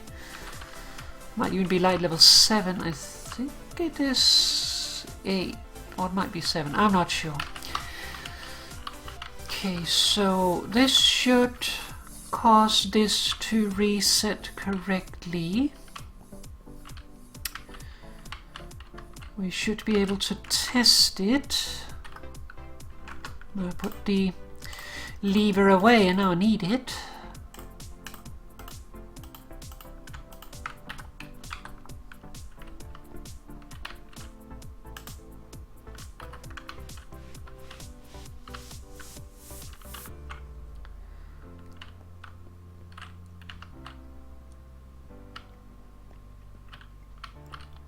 Wait, there's something wonky here.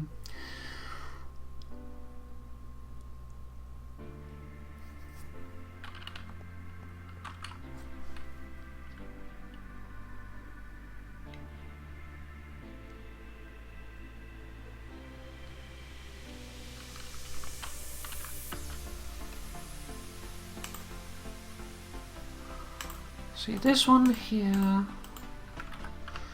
is locked like that.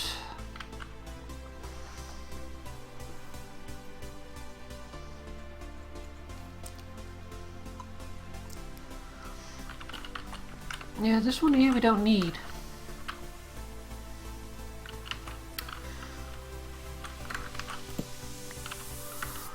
So let's take that away.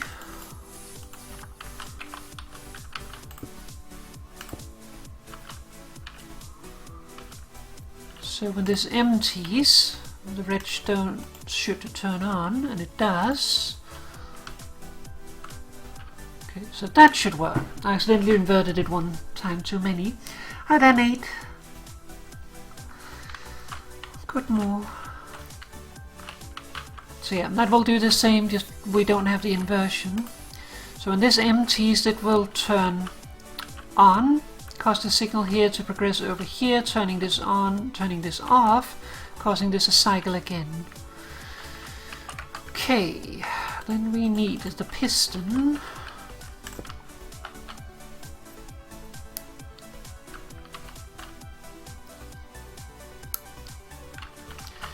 And then we should be able to test it.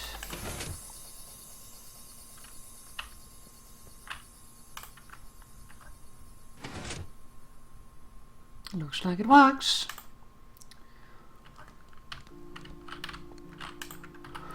Alright, then we just need to pull the signals.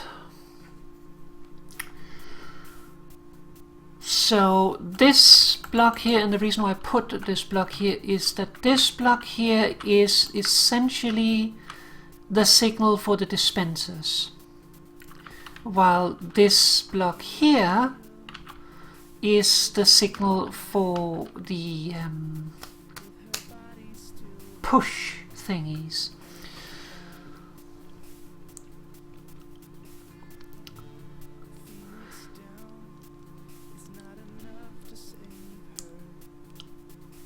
Let's see, does that cause issues? So that will blink there, blink there. Do we need to do anything fancy? This signal arrives, that causes this to update, that causes the piston to extend. The piston should extend before the water starts pouring. So this signal should arrive later than this one. Then when this goes away, this should arrive before. That's the problem. So one moment it should arrive after, and one moment it should arrive like, yeah, you know.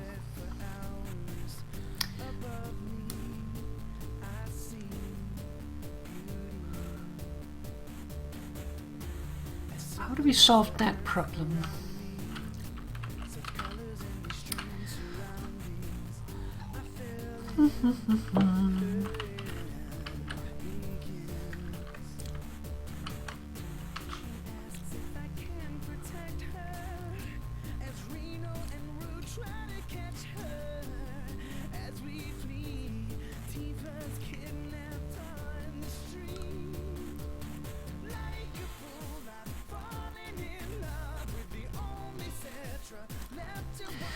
The easiest way to fix it would be to just use this signal for everything.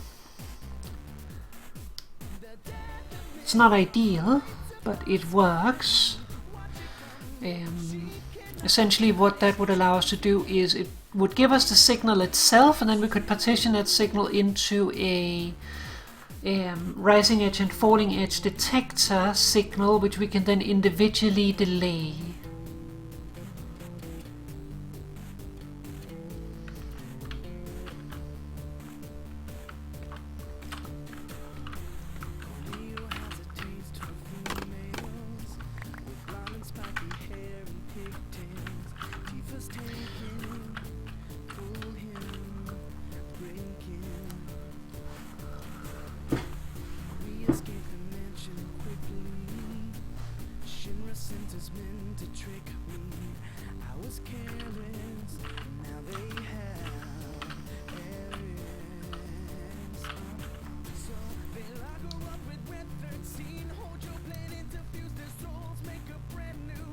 So when this goes off,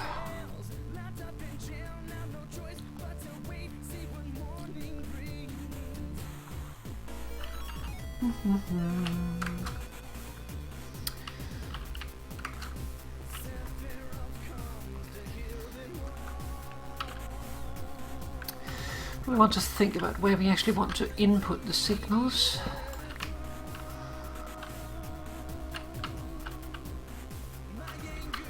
Because we have them at different levels.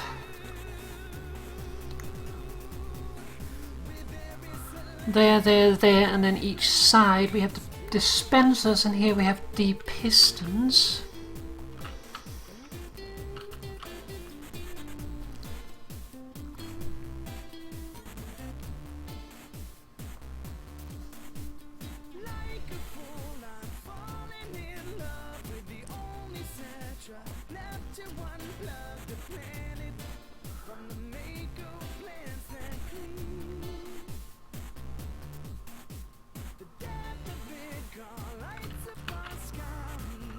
Let's see.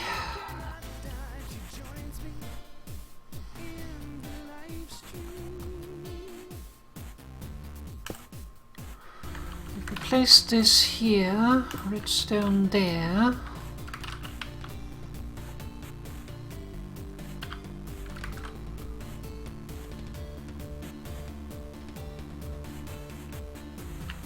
I'm worried it will take too much to get to the sides.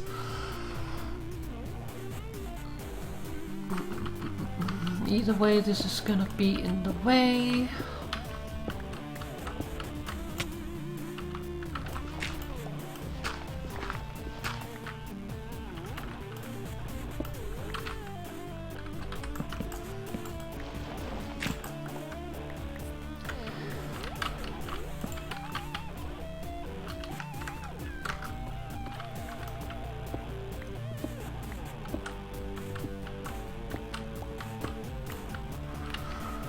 All right.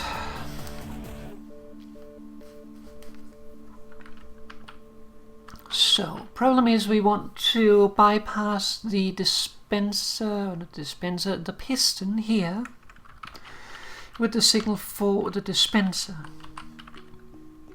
So, we can do that by either going below or above, and since we already have the signal there, maybe it is better to go below. Let's see, 1, 2, 3, 4, 5, 6, 7, 8, 9. That might actually work.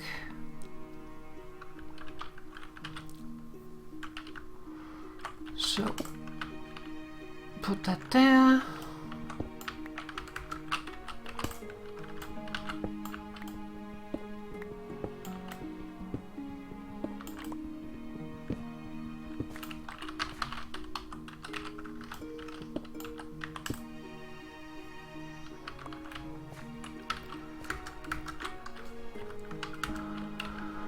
Oh, I have too much nonsense in my inventory. I need to clear some. Been using this chest kind of for that.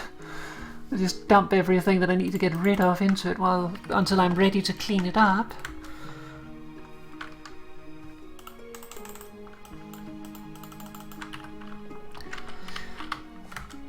Okay, so that will take care of that. Then we pull here.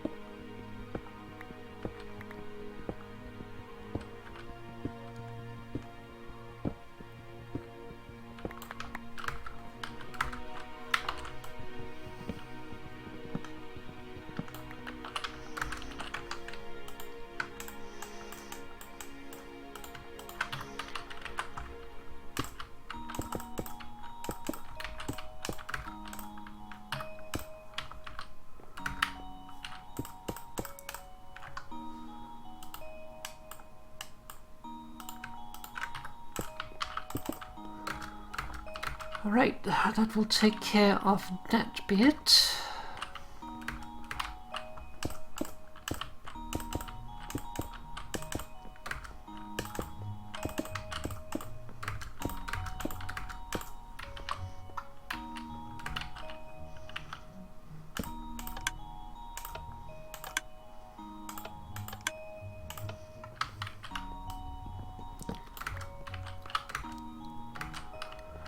Then we just need to power the last two. And for that, I'm thinking a vertical staircase. One of the things I'm concerned about is that all of them trigger at the same time. Doesn't need to, but just so I don't have to make any additional thoughts when it comes to it, then it would just be nice.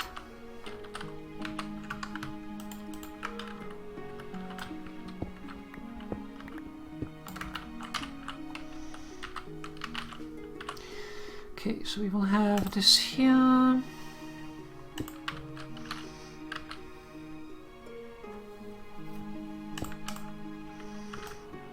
Okay. Let's use this one instead.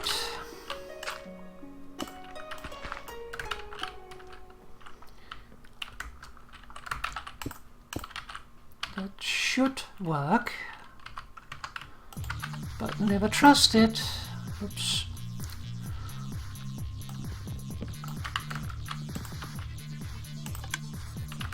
Yep, that sends the signal up correctly.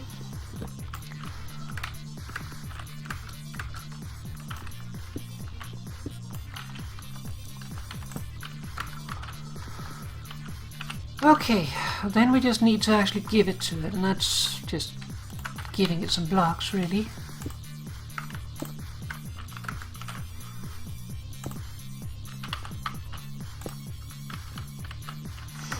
So, like that. Now I'm out of redstone. Okay.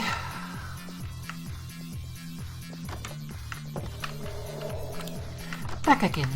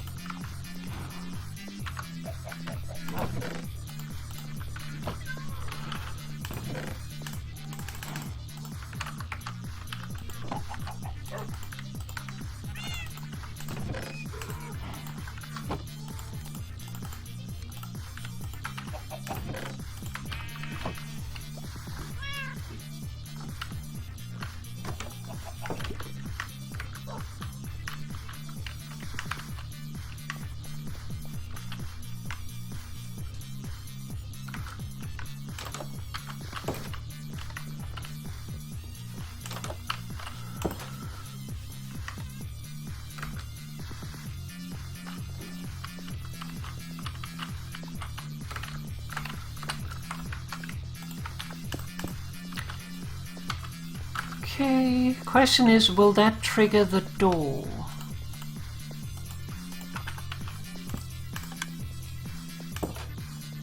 Yes. Are we concerned with that? I'm not even sure we can prevent it, really.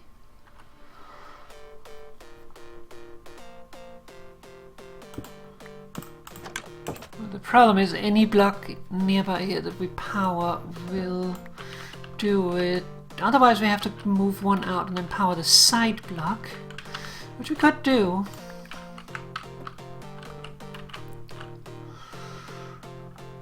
Then we would need to stay at the same level though.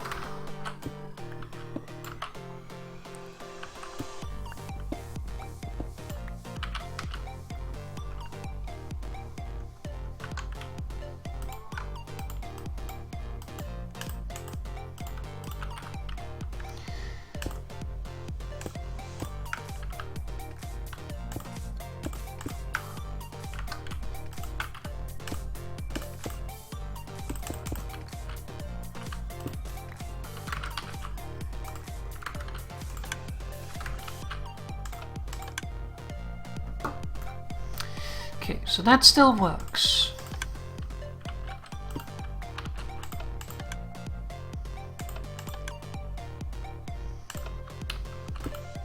Just checking the individual pistons. Not pistons. I keep mixing them up. Dispensers.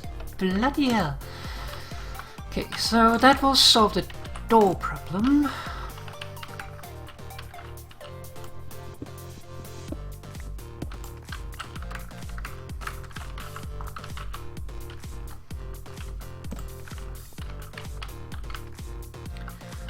And that gives us a point of attack where we can power everything simply by powering this block here, which we want to do with a repeater. So, essentially,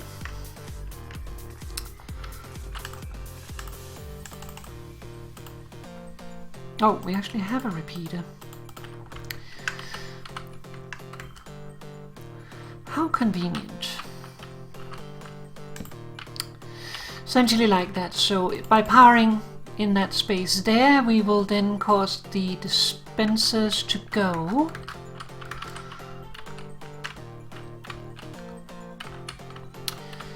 And then we need a point of attack for the other things. This one here we are going to move there, we're going to move that there, then we're going to use our vanilla jetpack here.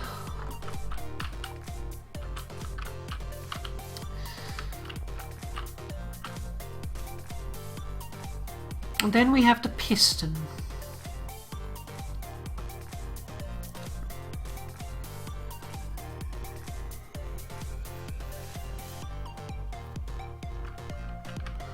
And the problem is getting to the piston without triggering this line.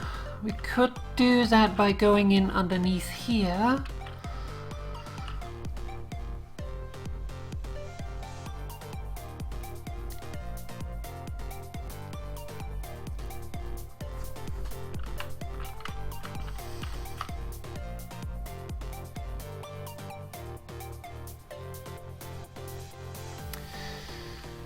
Or alternatively by going above. What do we want to do?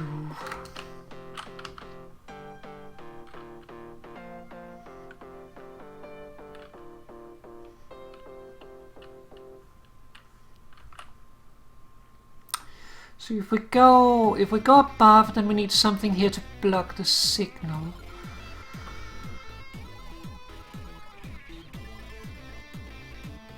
But it might be nicer than down below.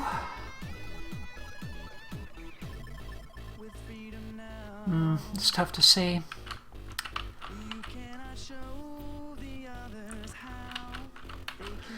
Let's see. This is the signal that we want. We want it when it goes low.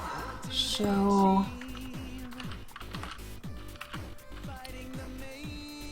when this goes out, this goes low.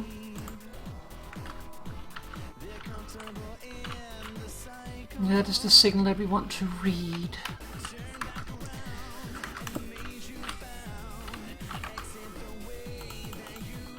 Oh, give me those.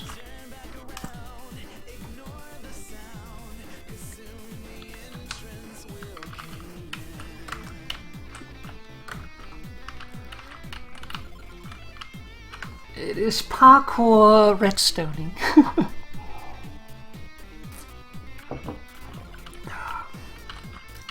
I knew that I was going to need more space, but I figured I could just carve it out when I needed it.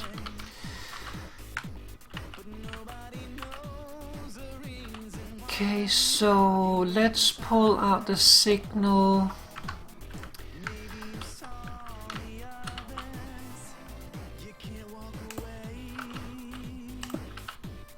Here, just so that it is away from everything.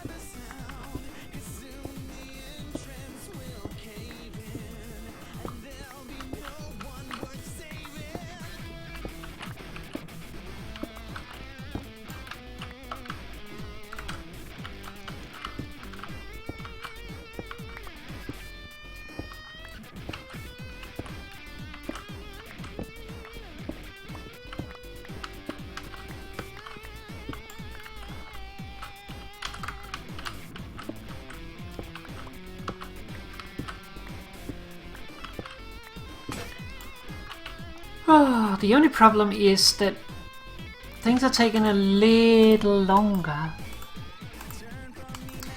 than maybe expected. I was expecting that things would take quite a while, but yeah, it takes time to do redstone.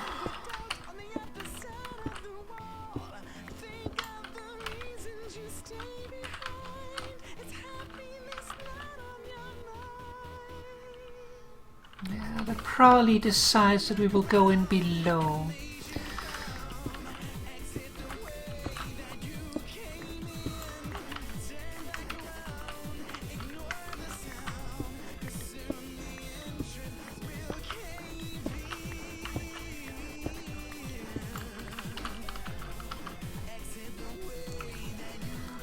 So essentially we will send a signal in here, but then we need to cut it there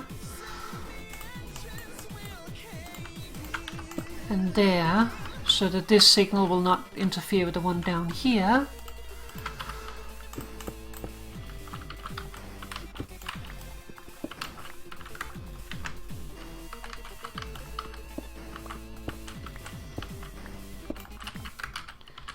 Because otherwise we're going to have an issue over here.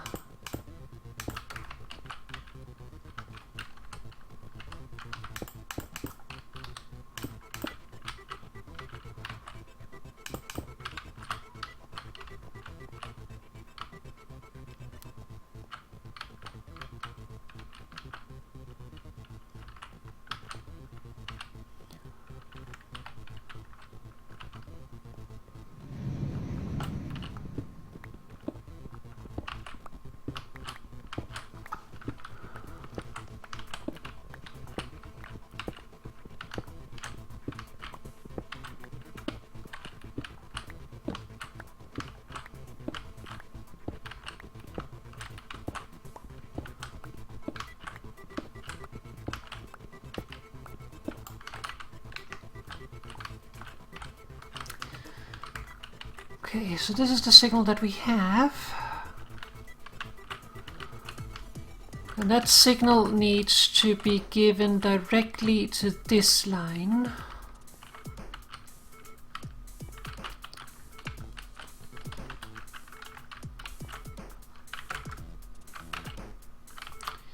Let's see, how far is it? 1, 2, 3, 4, 5, 6, 7, 8, 9, 10, 11, 12, 13, 14, 15. It's gonna be tight. So what we'll probably do instead, let's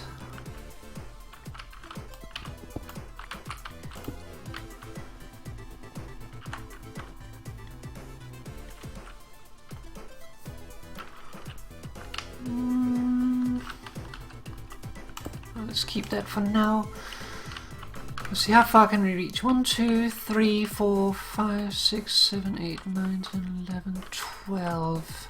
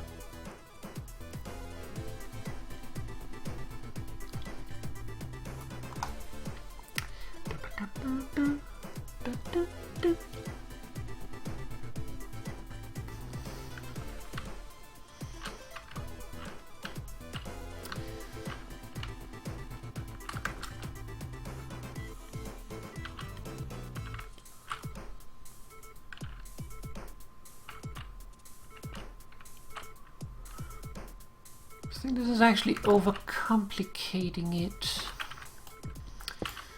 Pretty sure we're overcomplicating it at the moment. Let's take these out.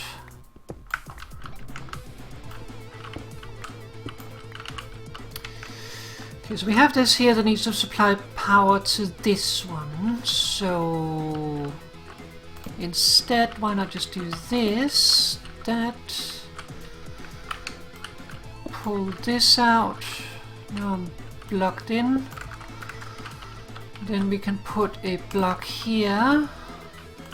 Take these out. Take these out. Redstone.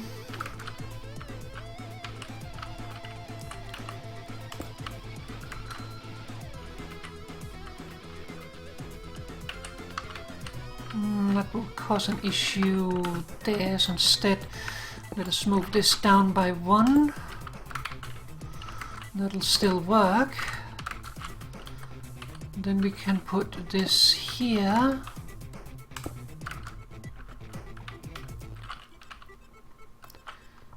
And then we just need the torch there.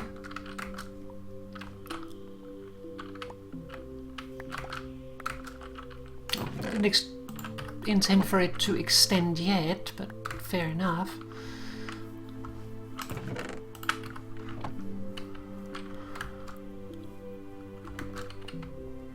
It's just because we placed a torch and it got a single tick. I just have to update it again. Actually, while we're at that, let's get these two planted so they can start growing. And we do have them stopped. Okay, and then we should be able to pull the signal above the door instead.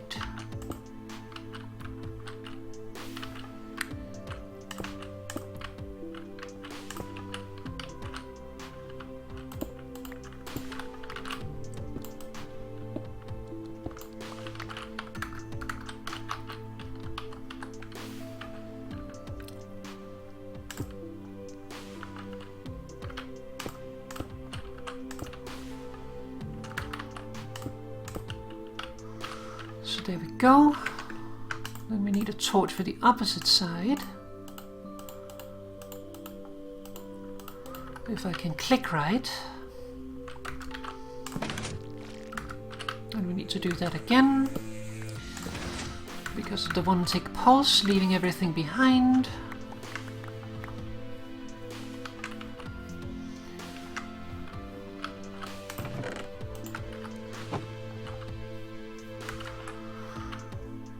Alright, so that'll take care of the pistons. So when that torch goes off and the piston should extend, this torch will go on and that will extend the piston. And conversely, the other way around. Then we just need to take this signal and turn into the signal that we need for this one. Which, let's see, we need two separate signals, one for the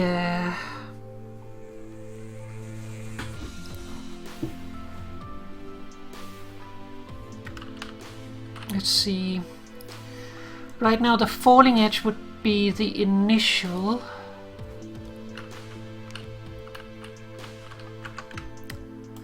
So we have 1, 2, 3,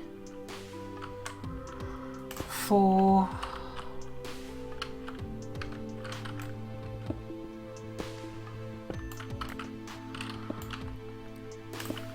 5,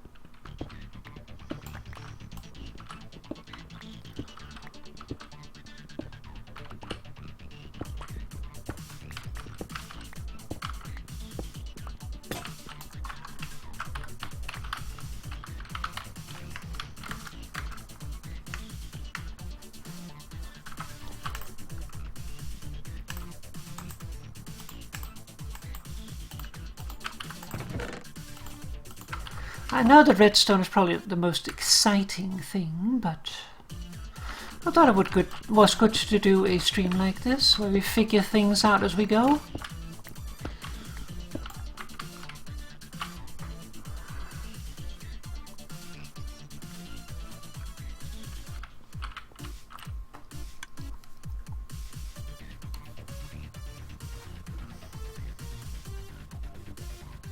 Why was there... what? I heard a dispenser go, but none of the dispensers should be powered at the moment.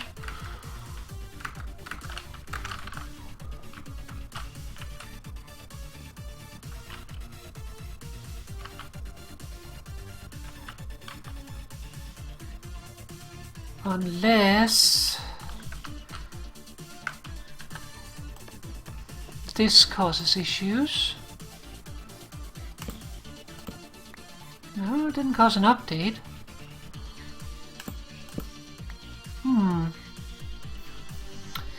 Then what could that have been?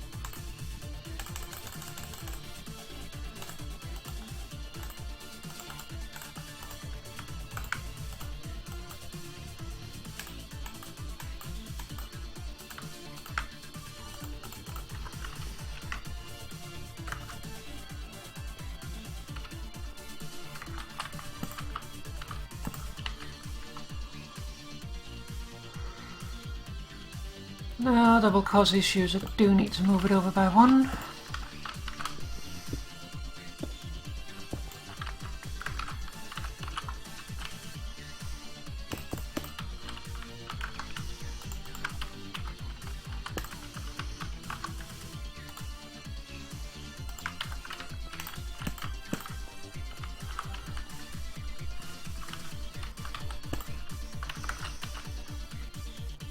Oh, we need it on the other side.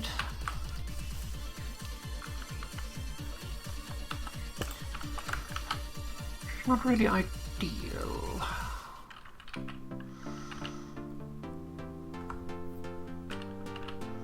Because it'll make it go that way, and we kind of need it in different direction.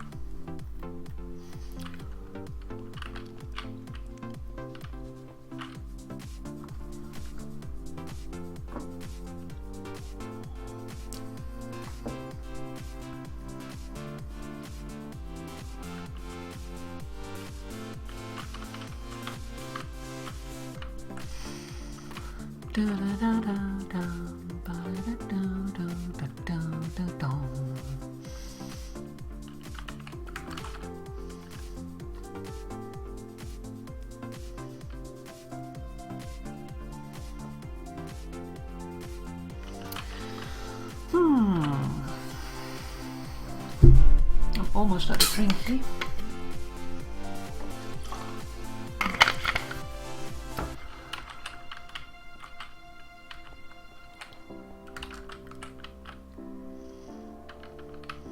So I'd like the signal to go out in this direction. That would be nice.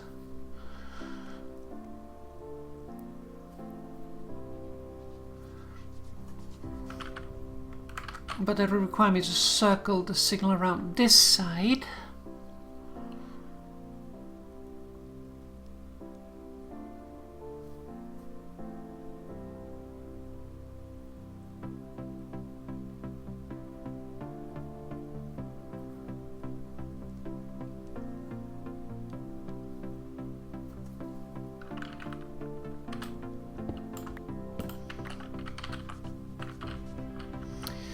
See, if I put it here, then what?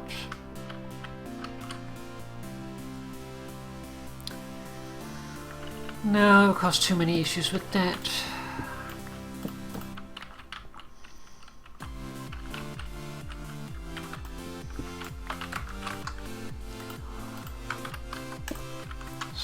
like that.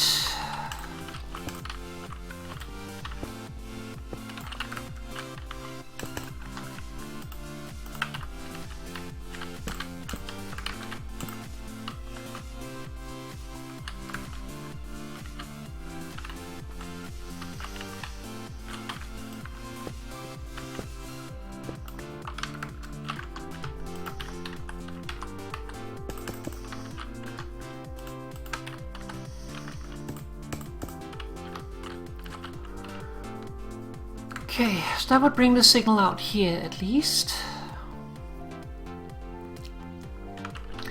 How are we doing on signal length at the moment? 1, 2, 3, 4, 5, 6, 7, 8, 9, 10. Okay, we're doing fine. So we might not need to even do anything here if we just extend this. So I'm not sure we will even need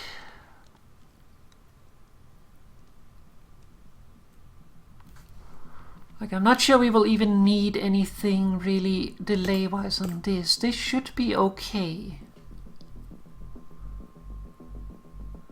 because the important thing is that the signal arrives after the pistons has extended. There's one torch delay here, one torch delay here, one torch delay here, and one torch delay here. So this should have 3 torch delays versus 1, so that should be 2 extra, so that should be okay. It is more the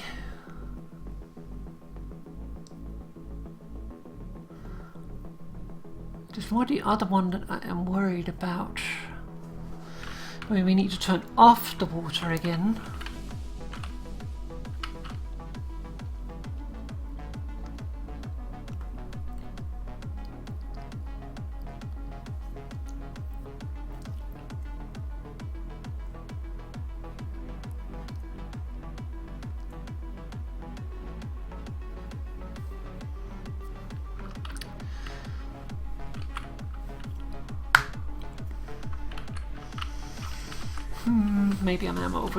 Maybe I am overcomplicating it.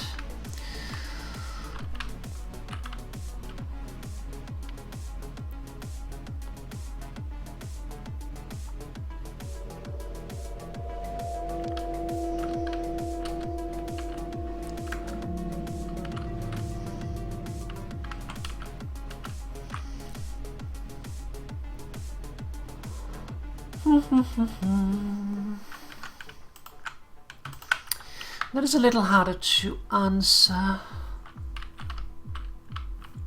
thought for a second I was missing one. So the problem we're facing right now is when this updates, what we want to happen is piston extends,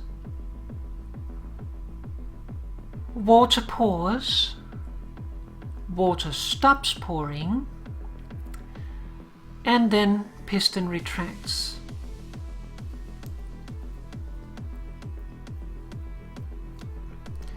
And right now we have, like, how we have it set up at the moment is that essentially the first bit happens, the piston extends, the water starts pouring, but then the piston will retract and then the water stops pouring, which is bad because that causes water to pour everywhere, which will destroy the vines, mainly being the issue, but it will also cause water potentially to cascade down in this area, and we don't want that. So a simple way that we could do it is, and I don't know if that will work, I don't know if that will work.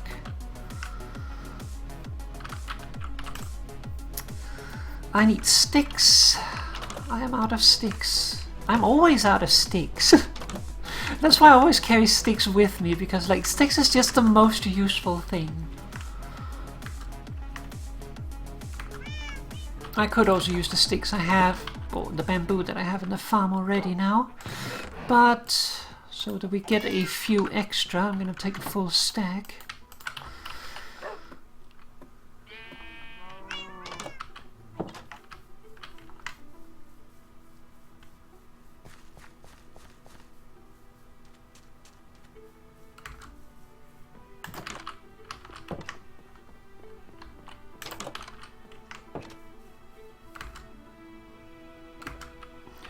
So when this goes down, this will power.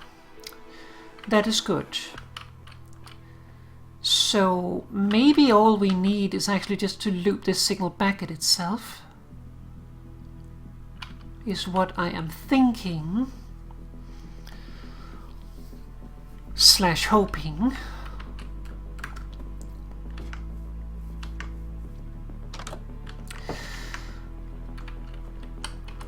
That would simplify it a lot.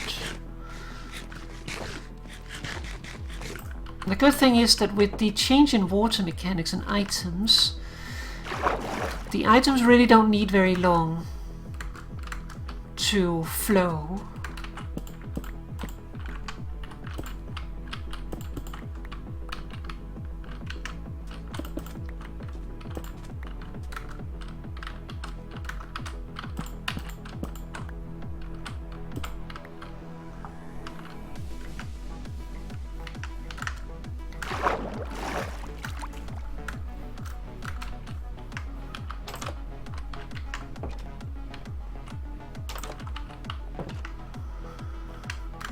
So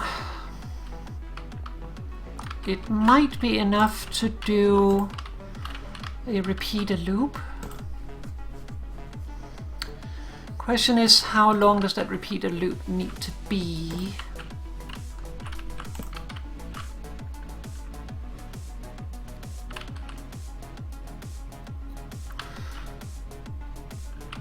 Let's take this away and let's use this circuit.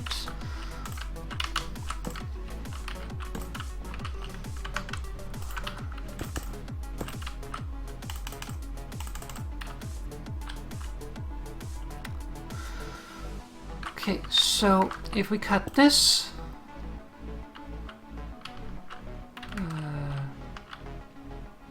bumps, it's causing a loop with itself. That is a problem.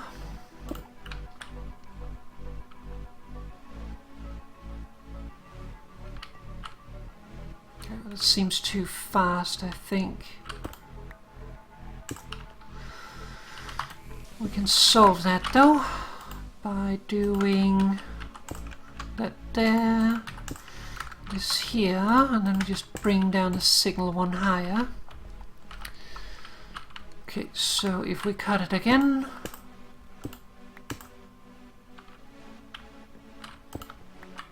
accidentally did that twice.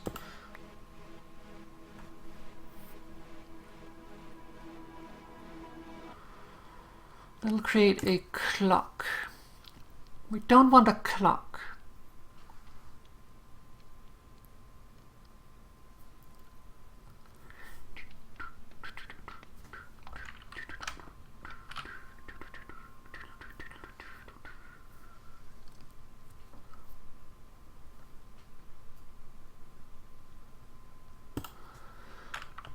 We don't want a clock. A clock is bad.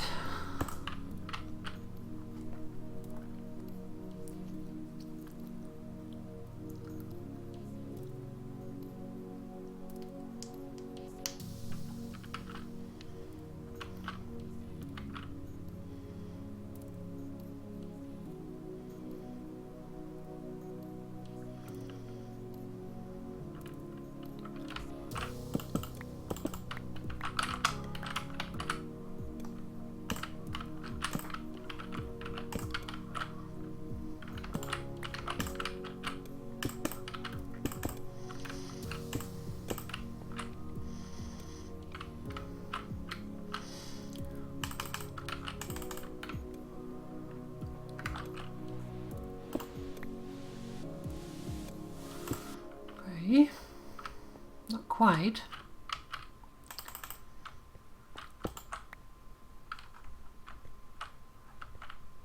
being powered.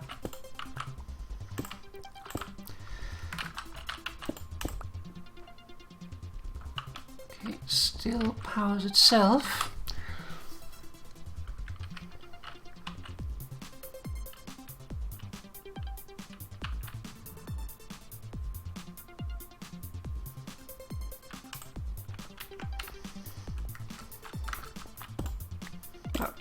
Need to stop it first.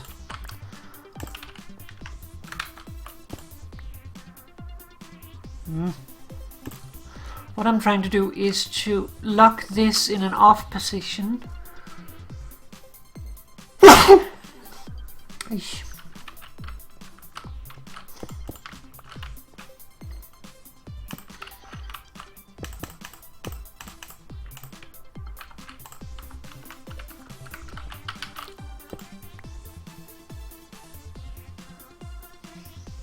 Okay, that creates a very weird clock.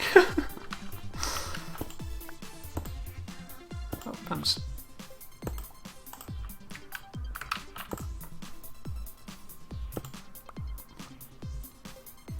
Okay, so that stops itself.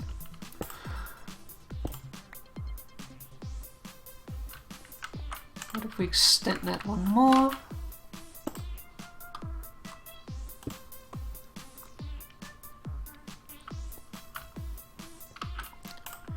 What if we extend it one more? Okay, I like them being at the same delay.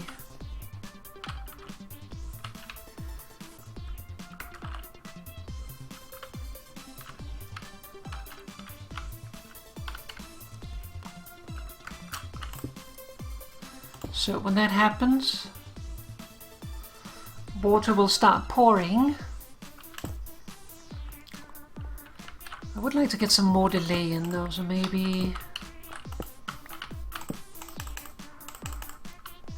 I don't really like using redstone repeaters for delay, just because you need so many of them.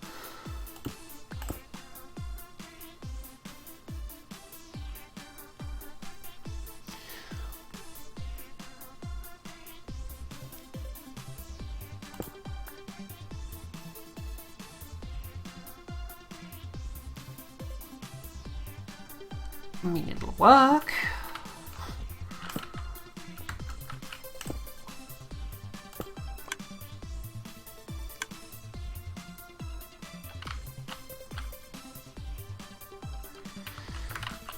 The only problem is we need more delay.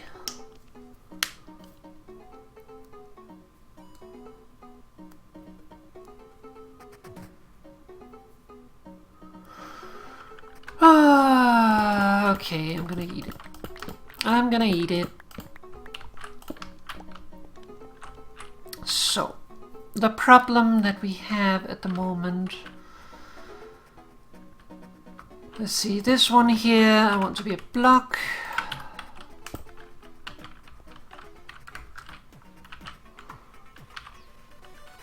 And that should work. I was trying to avoid using an additional piston, but I think it is just the best way to do it.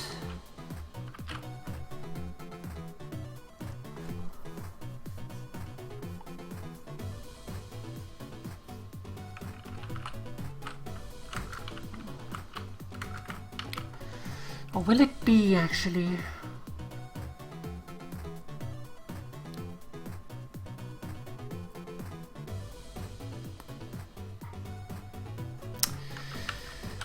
See, the problem is this is a falling edge detector. We kind of need a rising edge detector, because we can't override a high signal. Or we could, we would just have to do it all the way up there, and that's not really an option.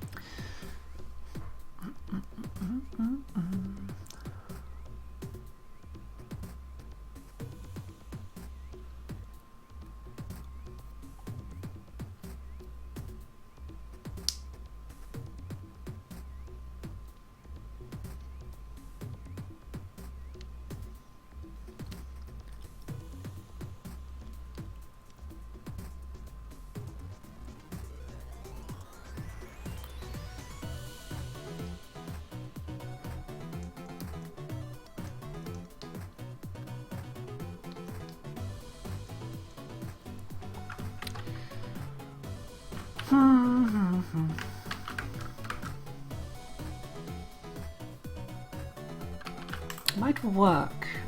Might work. I'm a little quiet because I'm thinking. I know, it's dangerous.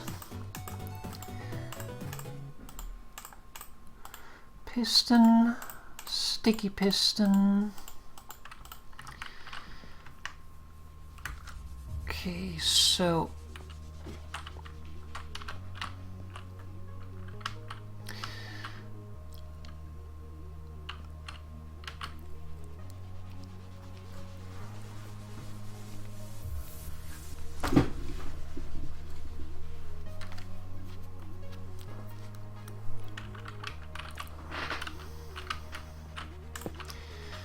see, we already have a monostable here. It's just reversed from what we usually like. So that should be able to push a block.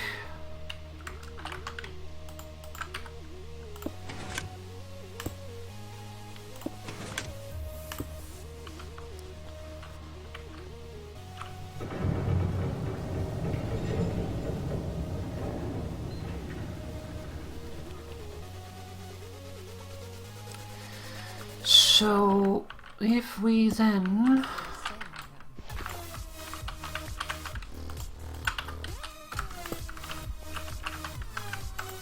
do a torch,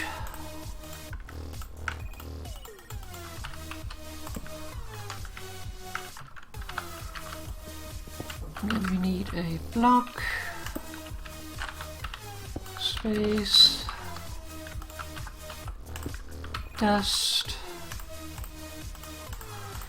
another torch,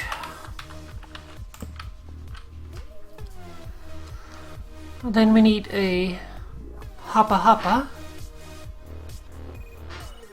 So when we receive the signal there, this will extend, and then we want it to retract the signal once it goes back again, which requires a monostable. So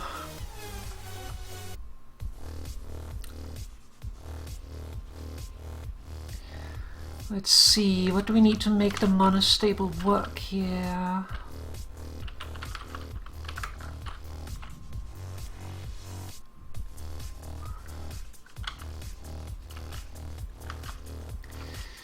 So we will have the hopper here, then we have a comparator that goes into a piston. And then we want a repeater from that. Whatever.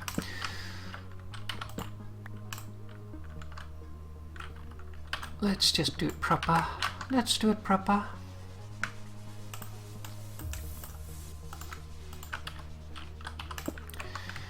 So repeater. Here we need another piston.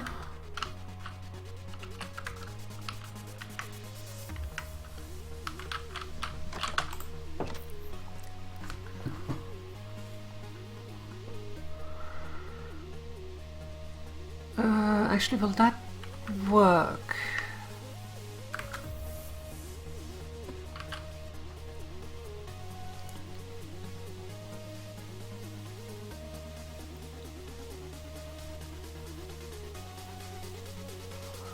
The problem is this one will be on, which causes this to be up.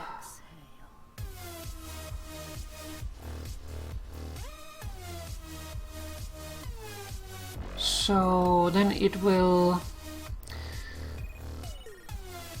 once this finishes emptying, this will go low, that will cause it to go down again. So that is an inversion, that is not what we want. So we want to invert that.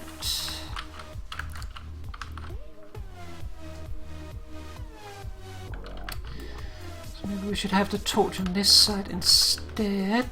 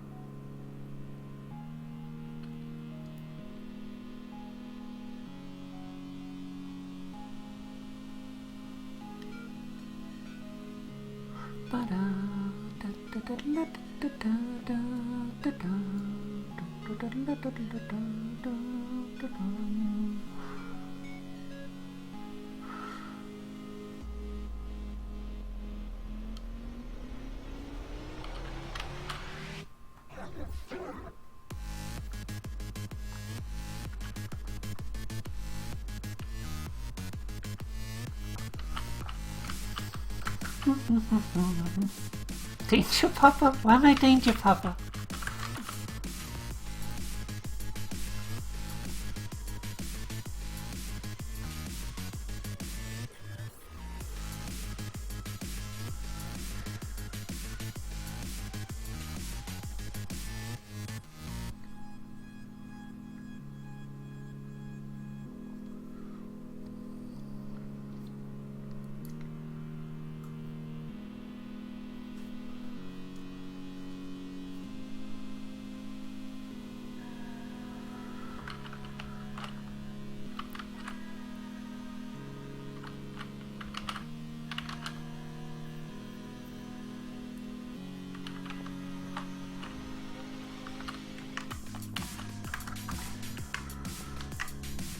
Okay, let's see.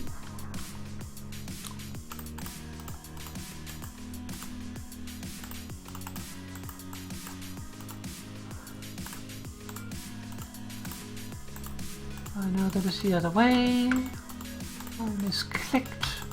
I know how to make a piston. Redstone pushes iron, not the other way around. Actually, do I have enough? No, I don't have enough iron.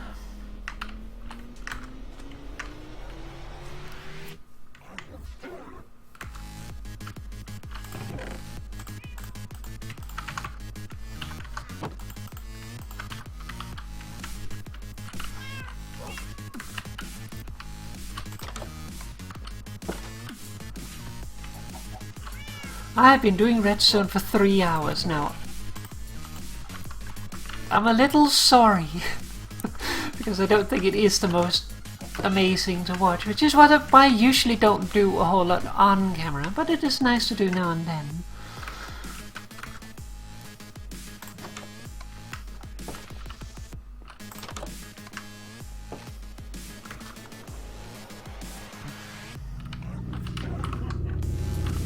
Actually, I need the workbench.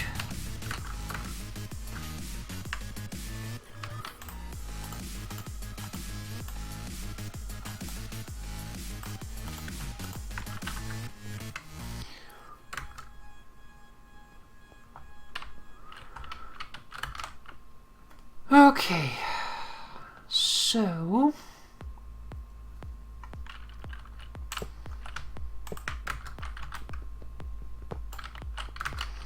it's not the ideal height to do it at, but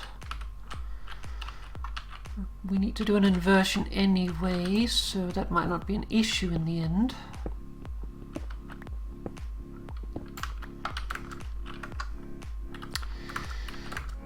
I think I have a comparator still outside. I'm going to grab that. Just so I don't need to use more nether quartz to make more right now. Not that I'm not going to need it at some point anyway.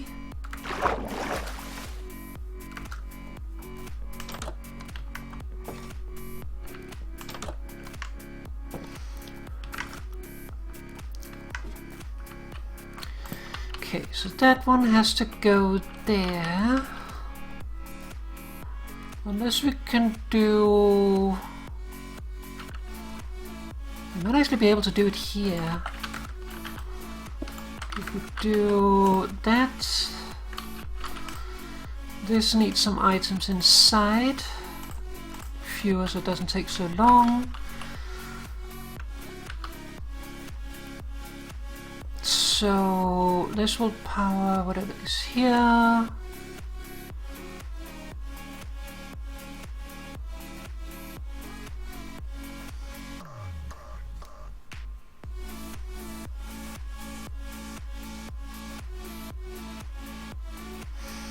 I think we do need to put it on the other side.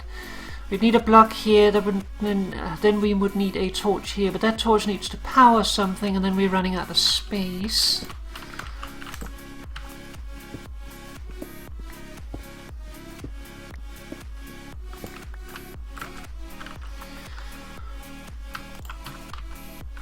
So this powers that.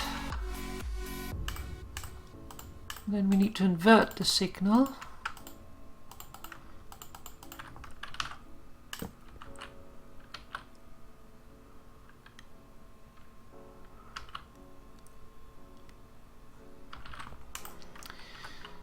So that it becomes a positive signal.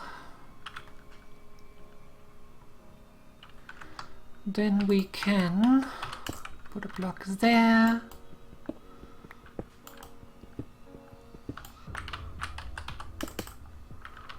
Put blocks here, redstone, piston, that.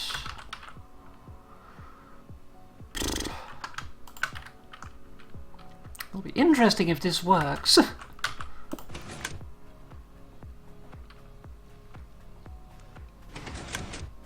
It bloody worked. Holy butts. Alright, so now we can precisely control the delay. That is actually nice.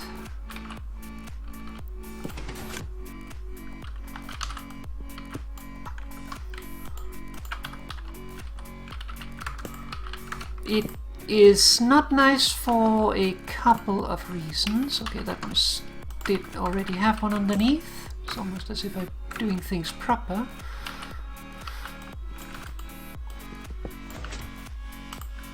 Let's just let things reset.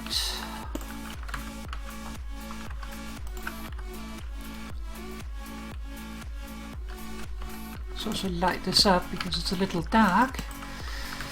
Okay, so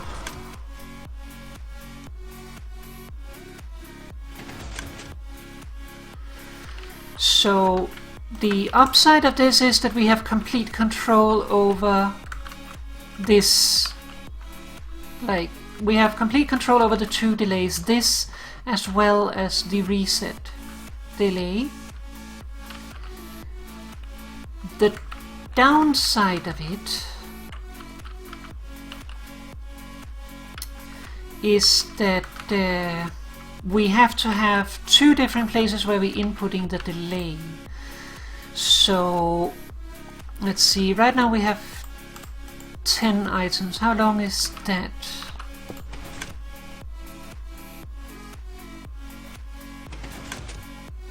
About 5 seconds. 4 or 5 seconds, that is alright. Up here we currently have 15 items. So that might be okay.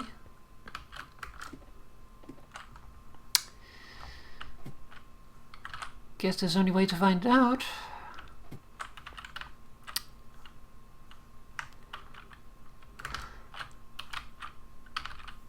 I want to get up there.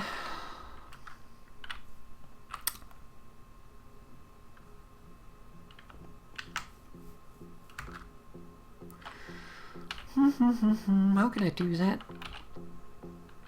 I can break the door. Is there any other way to do it? Not really.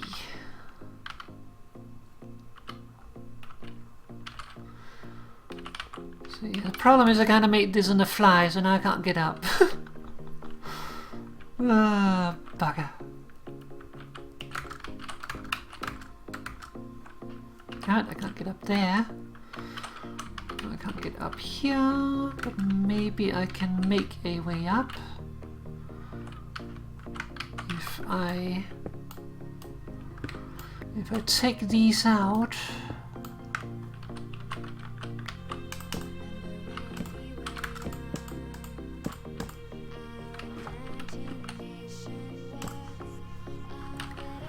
Okay, so that brings us up to here.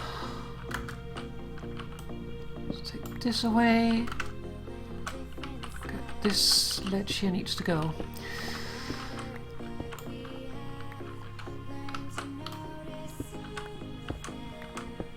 I will clean this up more once I am not streaming, but for right now...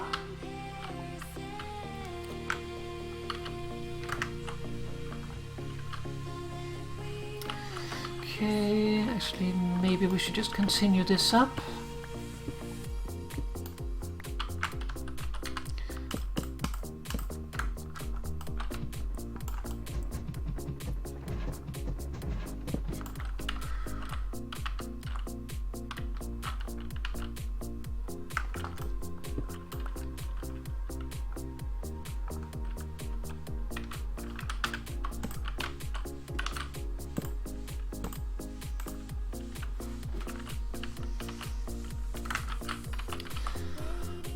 Alright, so...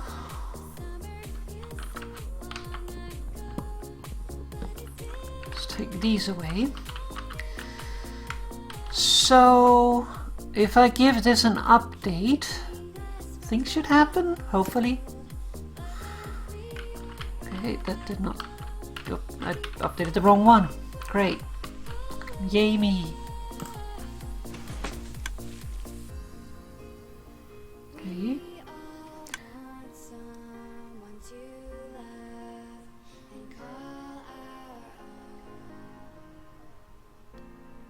Okay.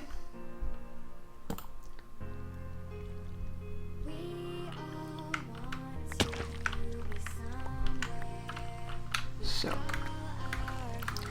it sounded like timing was okay, but for some reason the pistons did not retract. Why did they not retract?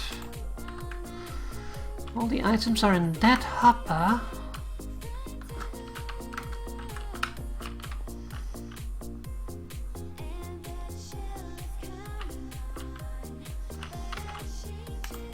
This is empty, this is powered, this is powered.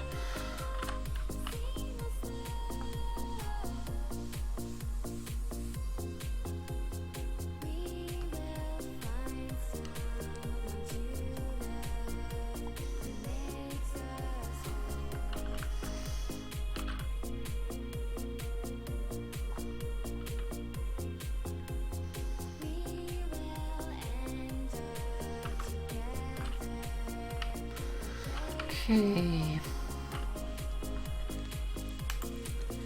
so this updated correctly, but the items moved to the other hopper, causing this to turn off, causing this to turn on, causing this to turn on, causing this to turn off.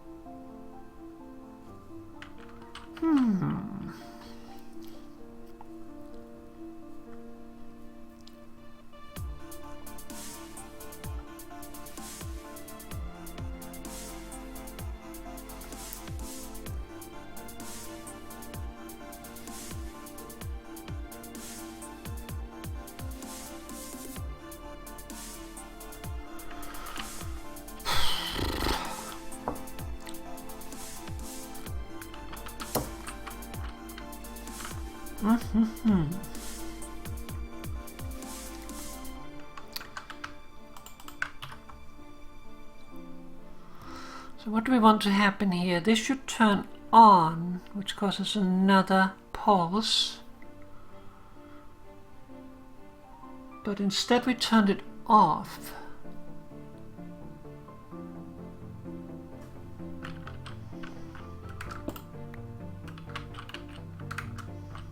Okay, that's actually enough.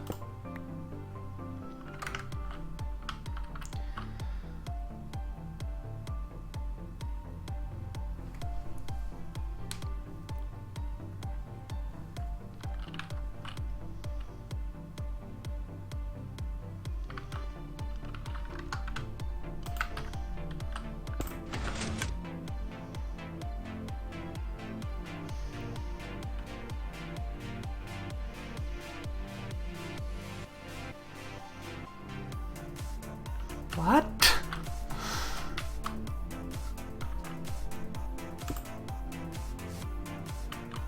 So this sends the signal down, which turns this off for a brief moment. That causes this to pass the signal through.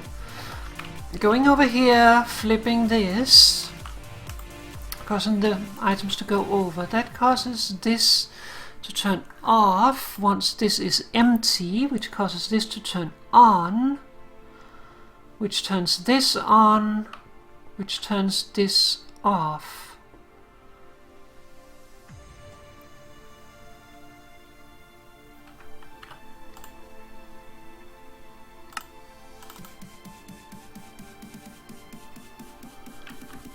Where are we? Boom, boom, boom, boom. Here we are.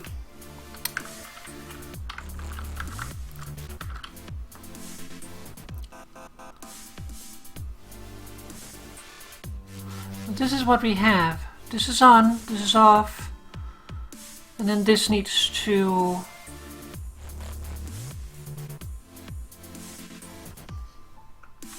That is confusing. Why is that happening? I'm sure it's very easy, I'm just tired at the moment. I've been going for over 3 hours and it should be obvious. This turns on. That turns this off, which should cause it to pulse again, but it doesn't.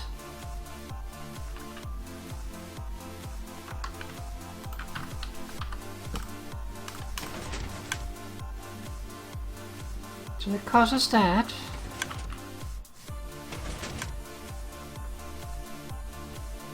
The hell? That worked proper. What?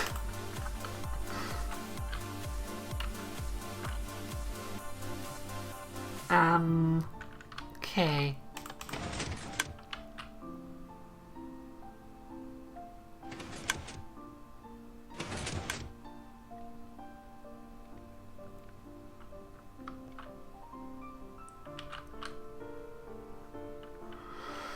That is very confusing. Why did it work the second time? Ow.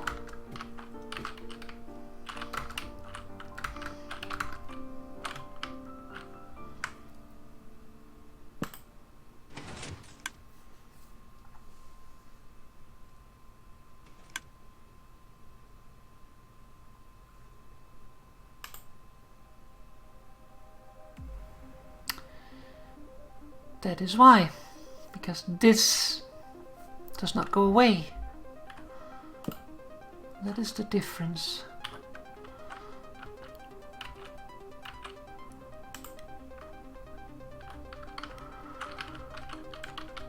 So, one update causes a boot to go out. Second update, boots go back.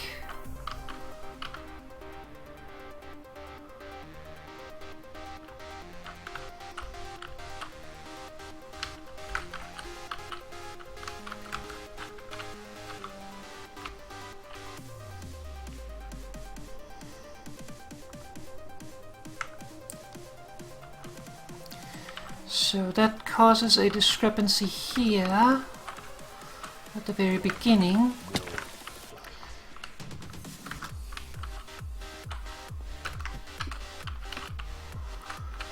So the problem that we have is that this here turns on, which causes this to turn off, which causes this to turn on, which causes this to permanently go off.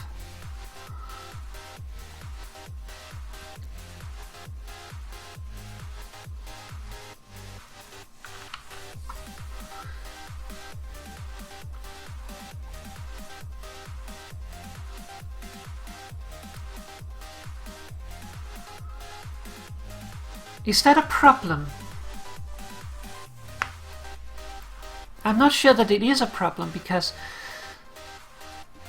this happens, it grows, and then it's broken pretty much immediately. Like, the moment that this triggers, it will break it. And then this should be open to receive a signal. If it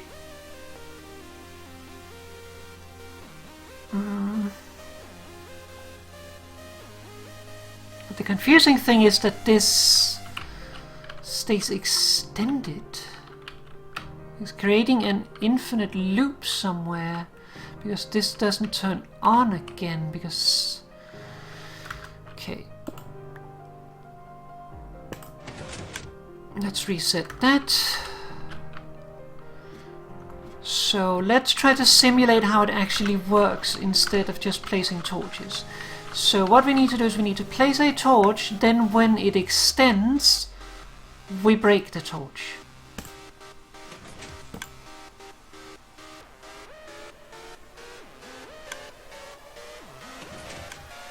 Bingo, it works. It actually works.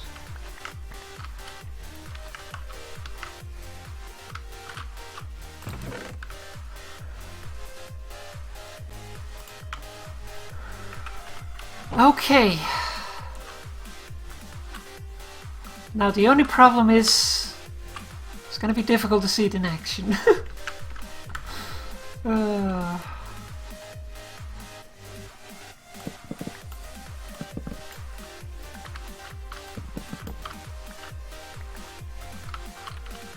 Actually, I'm not quite ready to do that yet.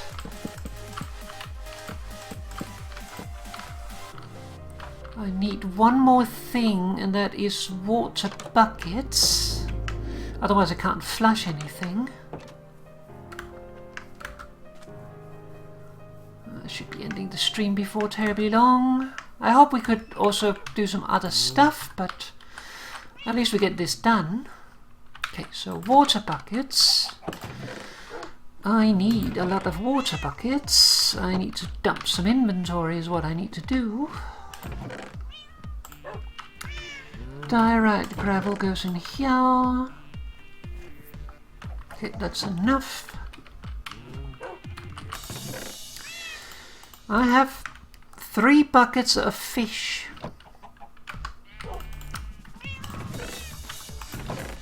And then I have 2 extra buckets here.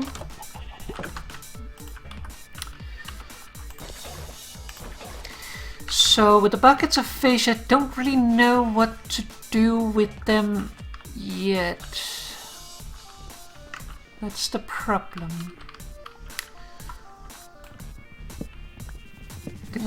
What I'm going to do is take this out. Just temporarily.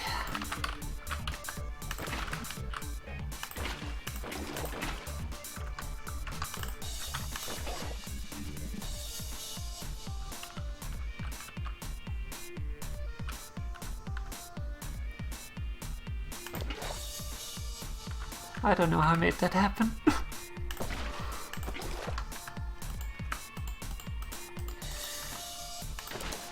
And then for now we will put fishies here.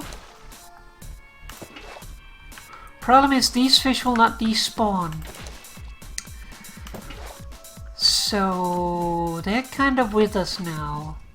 Unless I do something else to get rid of them, which is not nice. But I don't know where to have them. Like, the problem with it is they add to the mob cap, so too many mobs is not good.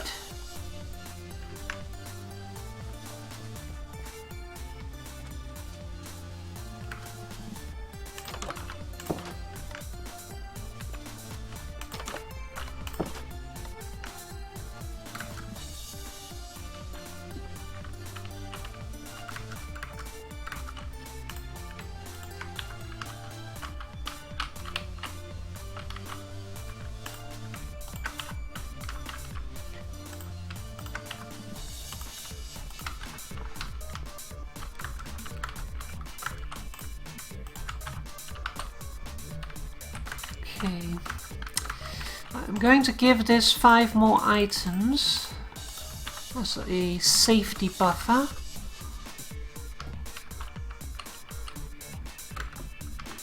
further up.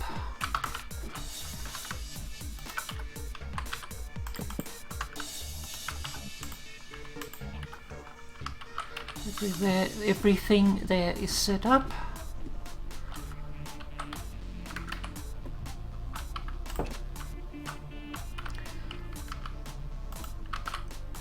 Damn it, now they're too high for me to reach.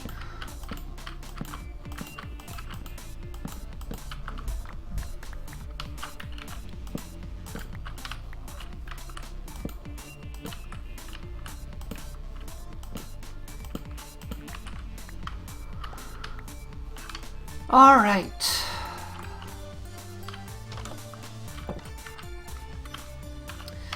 Well, now we sit and wait. I'm not sure we should sit and wait. Let's see.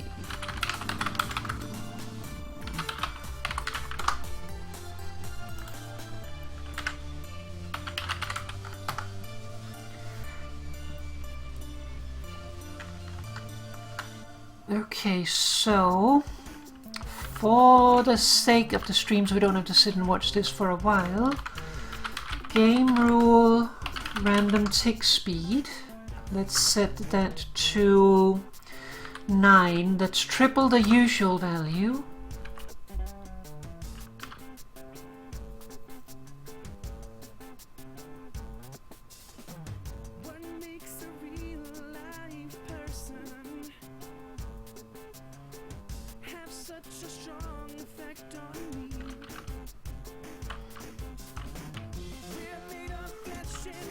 Still a little slow. Let's set it to 12.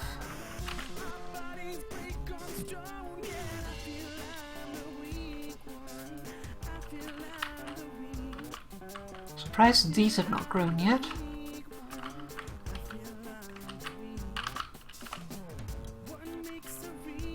Okay. Let's go up to 18.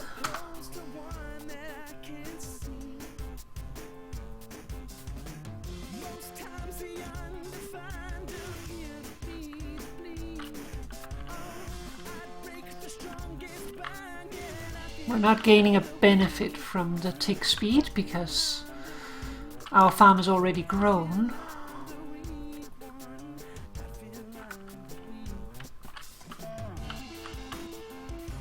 Okay, let's go up to 30. That's 10 times the usual.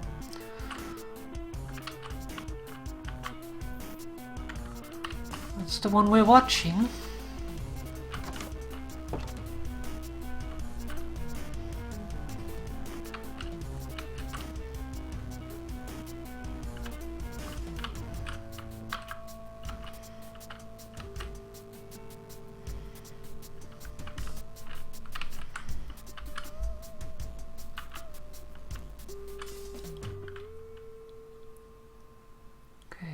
Still a little slow. Let's go up to 15 times the normal.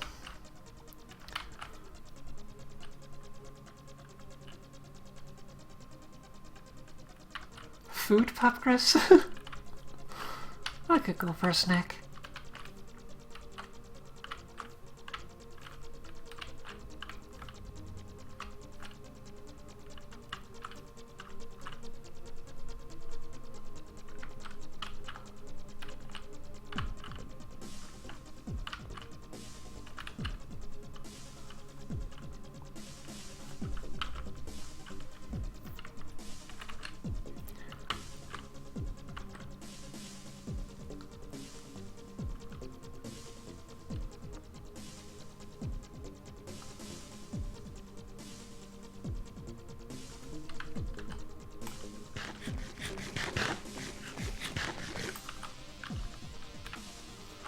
Okay, a couple more blocks.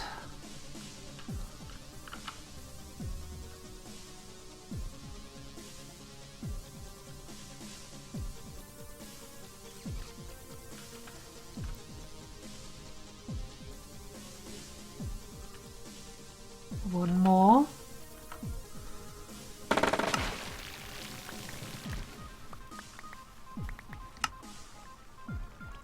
Water stops. they retract. Okay, why did that trigger again?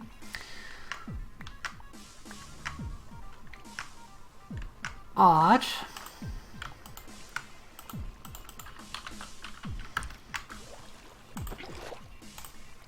No, I wanted the water source, please. Oi. Okay, minor issue. Let's set this back to 3 while we are having a look at that. I think I know why that happens. Make these.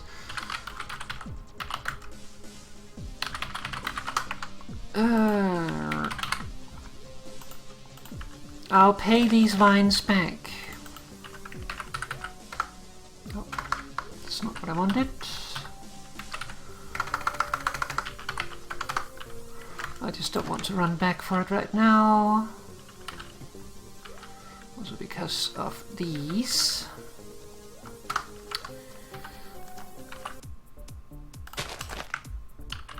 Now that had time to spread. Yay! Okay. So it is because, let's see here, I think it is because of this one here. That block.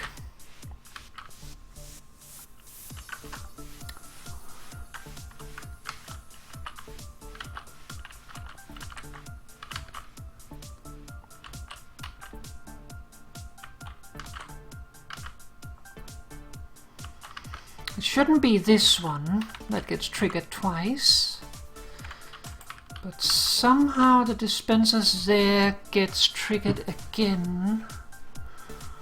Why does that happen?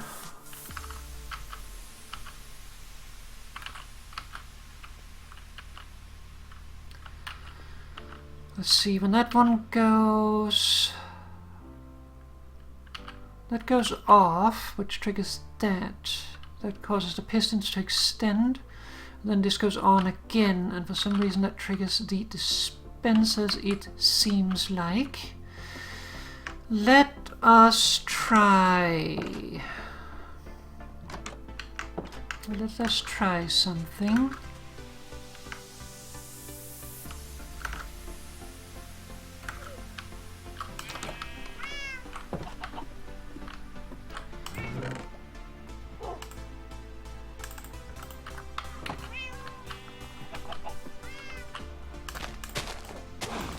There we go, I picked 2 vines. Let's see, I want the stone cutter.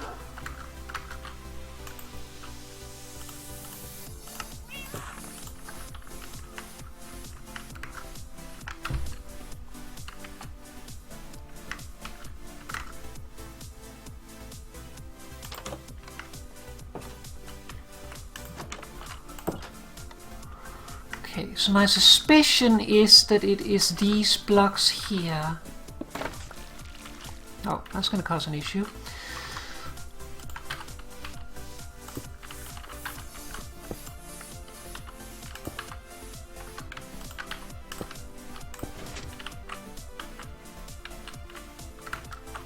The other side would not trigger on that. That's okay. Well, actually, it doesn't cause us too much of an issue.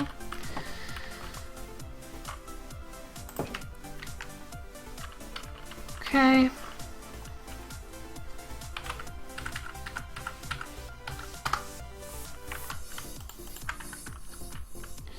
Go back to 15 times speed. Actually, let's go up to 20 times speed.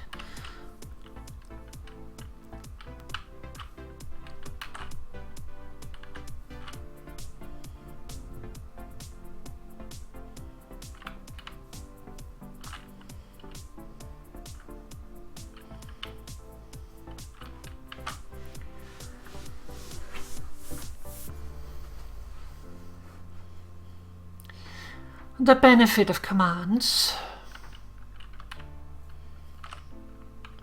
It's nice just for the sake of the stream, because then we can actually check that things work, so they don't just leave you with something and then, oh, by the way, all these things were wrong. You need to fix that if you ever copy the design then in 5 streams from now.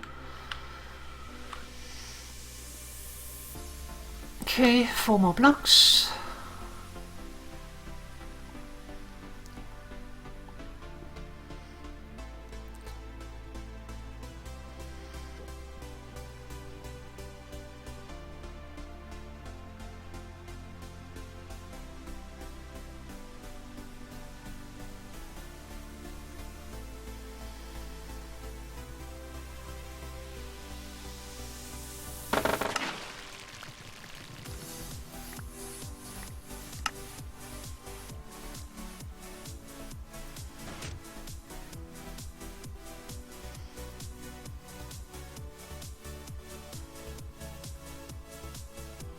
That looked like that work.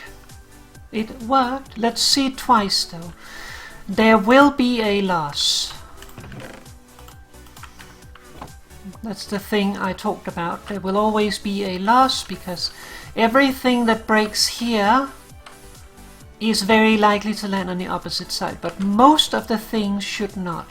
Most of the things that breaks above would either land straight in the middle and not combine with those, or land on top of the honey blocks.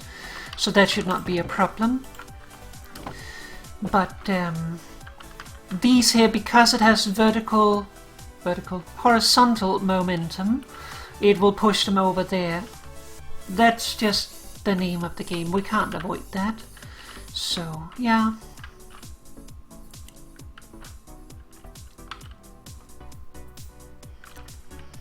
And I could trim down the delay for the honey blocks before, like, so they retract a little faster.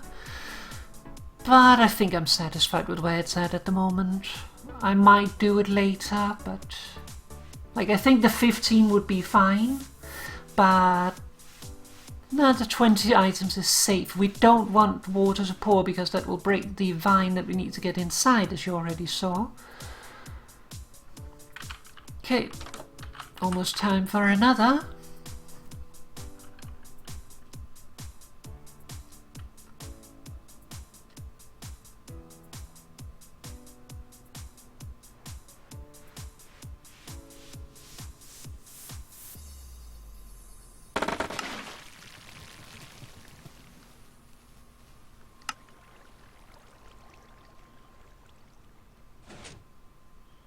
How many did we waste this time? Only 8. That's not many we're wasting. So let's down to 3 before we abuse this too much. Alright, so that is awesome. The only thing that we are missing now is a disable, because at the moment this farm will run forever. And that's generally not good, because once this fills up with bamboo, then we're just sitting here with like a lot of bamboo here. Let's see, that would be probably 10 to 14 times 16. Just sitting here. Of course it does stack the entities, so it might not be a problem. But still, you shouldn't have your redstone stuff running if you don't need to, so I do need to hook up some sort of disable to it. And let's have a quick look at that before we probably end it off. So how could I do that?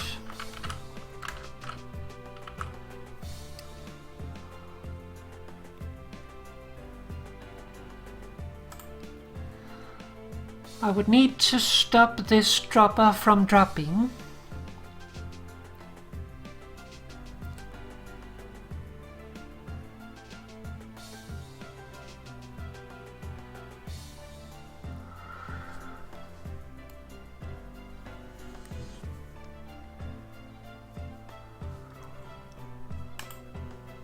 As weird as it sounds.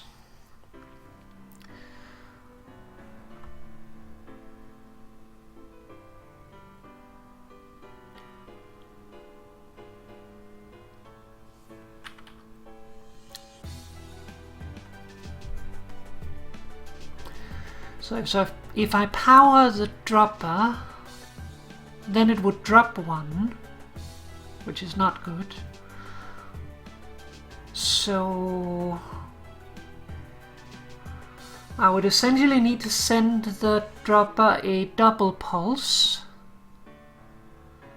of which the second pulse is maintained for the duration of the time that the chest remains full. And that would cause it to do one more cycle and then stop.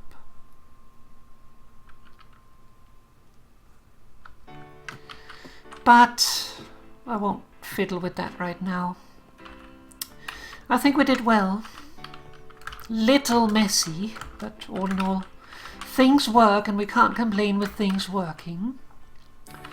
And you saw a little bit of redstoning and all the fun things that happens with redstoning, and we got to use all the tricks with slab stairs and stuff. The reason I did the slab stair was because I wanted the signal to arrive at the same moment to all the dispensers. So I had to do that without any delay, or at least with the same delay. So yeah, now we effectively have infinite bamboo, which is nice. But I think we will probably end it there. I don't even know what time it is. Yeah, it's getting close to midnight, so I should call it off. So, unfortunately, we did not get this room done. I would have liked that, but that will have to be for next time. Doesn't hurt to have something to do for next time. I will clean that mess up, because now we don't need it anymore, that I have completely torn out like 90% of it. I would also like to... I would kind of like to put up a mob farm, like a hostile mob farm, because frankly it would be nice to have a source of gunpowder. And we also need an ice tray, and I think there is over in that direction a ice plains. So we might do something there. Like if I do a hostile mob farm, it will most likely be a sky trap, so way up in the air. And the reason for that is I don't want to go around lighting up caves, and you have to do that to make it efficient if you want to make it lower. And since there's nowhere near where I want to build anything, it doesn't really hurt anything that's up in the air, other than it's difficult to get up to. So yeah, but the reason why I don't want to light up caves is I really don't enjoy caving. It's why I never do it on camera. I just don't want to. Like, caving is stressful to me. It's not something I enjoy doing. I do it because I need resources or because I need to light up caves. But I will not like go light up caves when I have an out. So yeah, if I can find a way around it, I would prefer that way. I would prefer not making a sky trap, but at the same time I also really don't want to go caving. The problem with caving is that it stresses me out. Like, the reason why I enjoy caving in Puppercraft is that the hazards that you're meeting in Puppercraft is cave-ins and stuff, and that's fine. Like, I have control over cave-ins, and if they happen, is because of me. While caving in Minecraft normally is, oh, I didn't see that one block of darkness and now a creeper got me. And I happen to be next to lava. It's just... So, yeah. It's not that the mobs are difficult to beat. Like, I can easily beat them. I can easily beat a creeper. It's just I need to be super paranoid when I go caving. And because of that, I can't really sit down and enjoy it. Like, I can do it if I need to, that's fine. But that doesn't mean I necessarily enjoy it, and I will certainly not relax with it, which is why I do not do it on stream. Let's switch to our ending music. So, yeah, that is why I don't do the... yeah, that's why Moo will get resources. When me and Moo play together on the rare occasion, then it's usually Moo that goes out and gathers resources, and I make things pretty and put up things that, like, do stuff. So, yeah, I will use all the resources while Moo goes get them, but that's fine. Moo enjoys getting the resources while I don't. I enjoy using them. So, yeah. But that's also why I prefer a branch mine. Like, I am not even, like, trying to hide that. I will branch mine for resources. I don't care. It is giving me what I need quicker than everything else, and it saves me the stress. That sounds like a win-win. So, yeah. I actually heard an argument not so long back that like, you ruin the fun in your game if you do branch mining.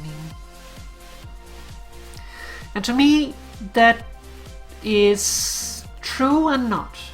It ruins the fun in the game if you are the type of person that likes to go caving. If you're not a person that likes to go caving, then it preserves the fun, because you can put the caving away and go do this quickly, get the resources you need, and then go do the stuff that you enjoy doing.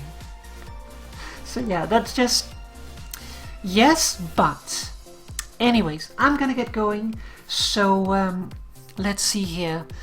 Next stream, the next planned one is next Friday, but I'm sure that there will be stuff before then. I know there's not going to be anything on Tuesday, so keep that in mind. It is likely that there is going to be a stream during the weekend. At least I'm aiming for it, at least one. I won't promise it, because things might not work out, I might not end up having time, I might decide that I want to do something else, but I'm aiming to do one more stream this week. What that might be, I'm not sure. I wouldn't mind doing some more Railjack with Moo, but it depends on whether or not Moo is available. So if Moo is not available, then it is likely that I will probably do something like Puppercraft, or maybe even something completely different. I probably won't do vanilla Minecraft just because we did it today, and we've kind of exhausted ourselves a little bit with all this redstone nonsense.